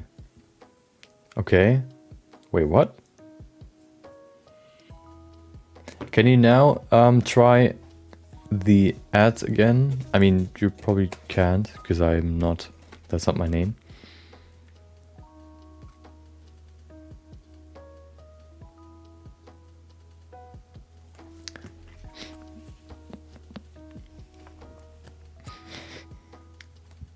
No, I mean add Noggy only, not Noggy Now. That's probably not gonna work because it's not my name. Wait, can I? Oh, of course. Okay, well that works still. Okay, at least you can write the name like that. So if you, okay, I don't want to, I don't want to test you writing the N word with an at before that. I don't think that's a good idea. Hold on, let me see if I can go into my automod settings. Automod rule list. Oh, let's see. Automod. A little moderation. Threatening, enticing or promoting violence or other harm. Bullying, name calling, insult or antagonization. Discrimination and slurs. Disability, no filtering. What else? Sexuality, sex or gender, less filtering. What does that mean? Demonstrating hatred or whatever, based on sexual identity, sexual orientation, gender identity, or gender expression. Misogyny. Wait, race, ethnicity, or religion. Demonstrating hatred or whatever, based on race, ethnicity, or religion. Let's put this to, oh no, I don't really change. Hold on, there's more. Swearing, no filtering. Okay, let me switch this. Save. There you go. Try again. Maybe now it works. Where am I? There you go. Oh, easy. That was it. Apparently even my current name is a slur. At least it's perceived as a slur. Well, yeah. Well, I kind of want to switch it back to, yeah, we've hit 100 messages. Congrats. Hold on, I'm going to switch it back to,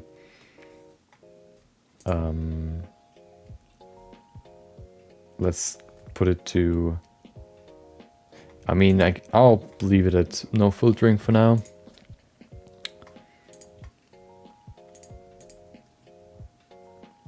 Yeah, I haven't changed anything, so it should still work. I think you can like set certain terms.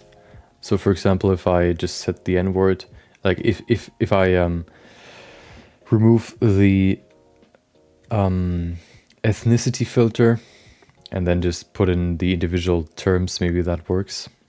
This way I don't have to censor my own name.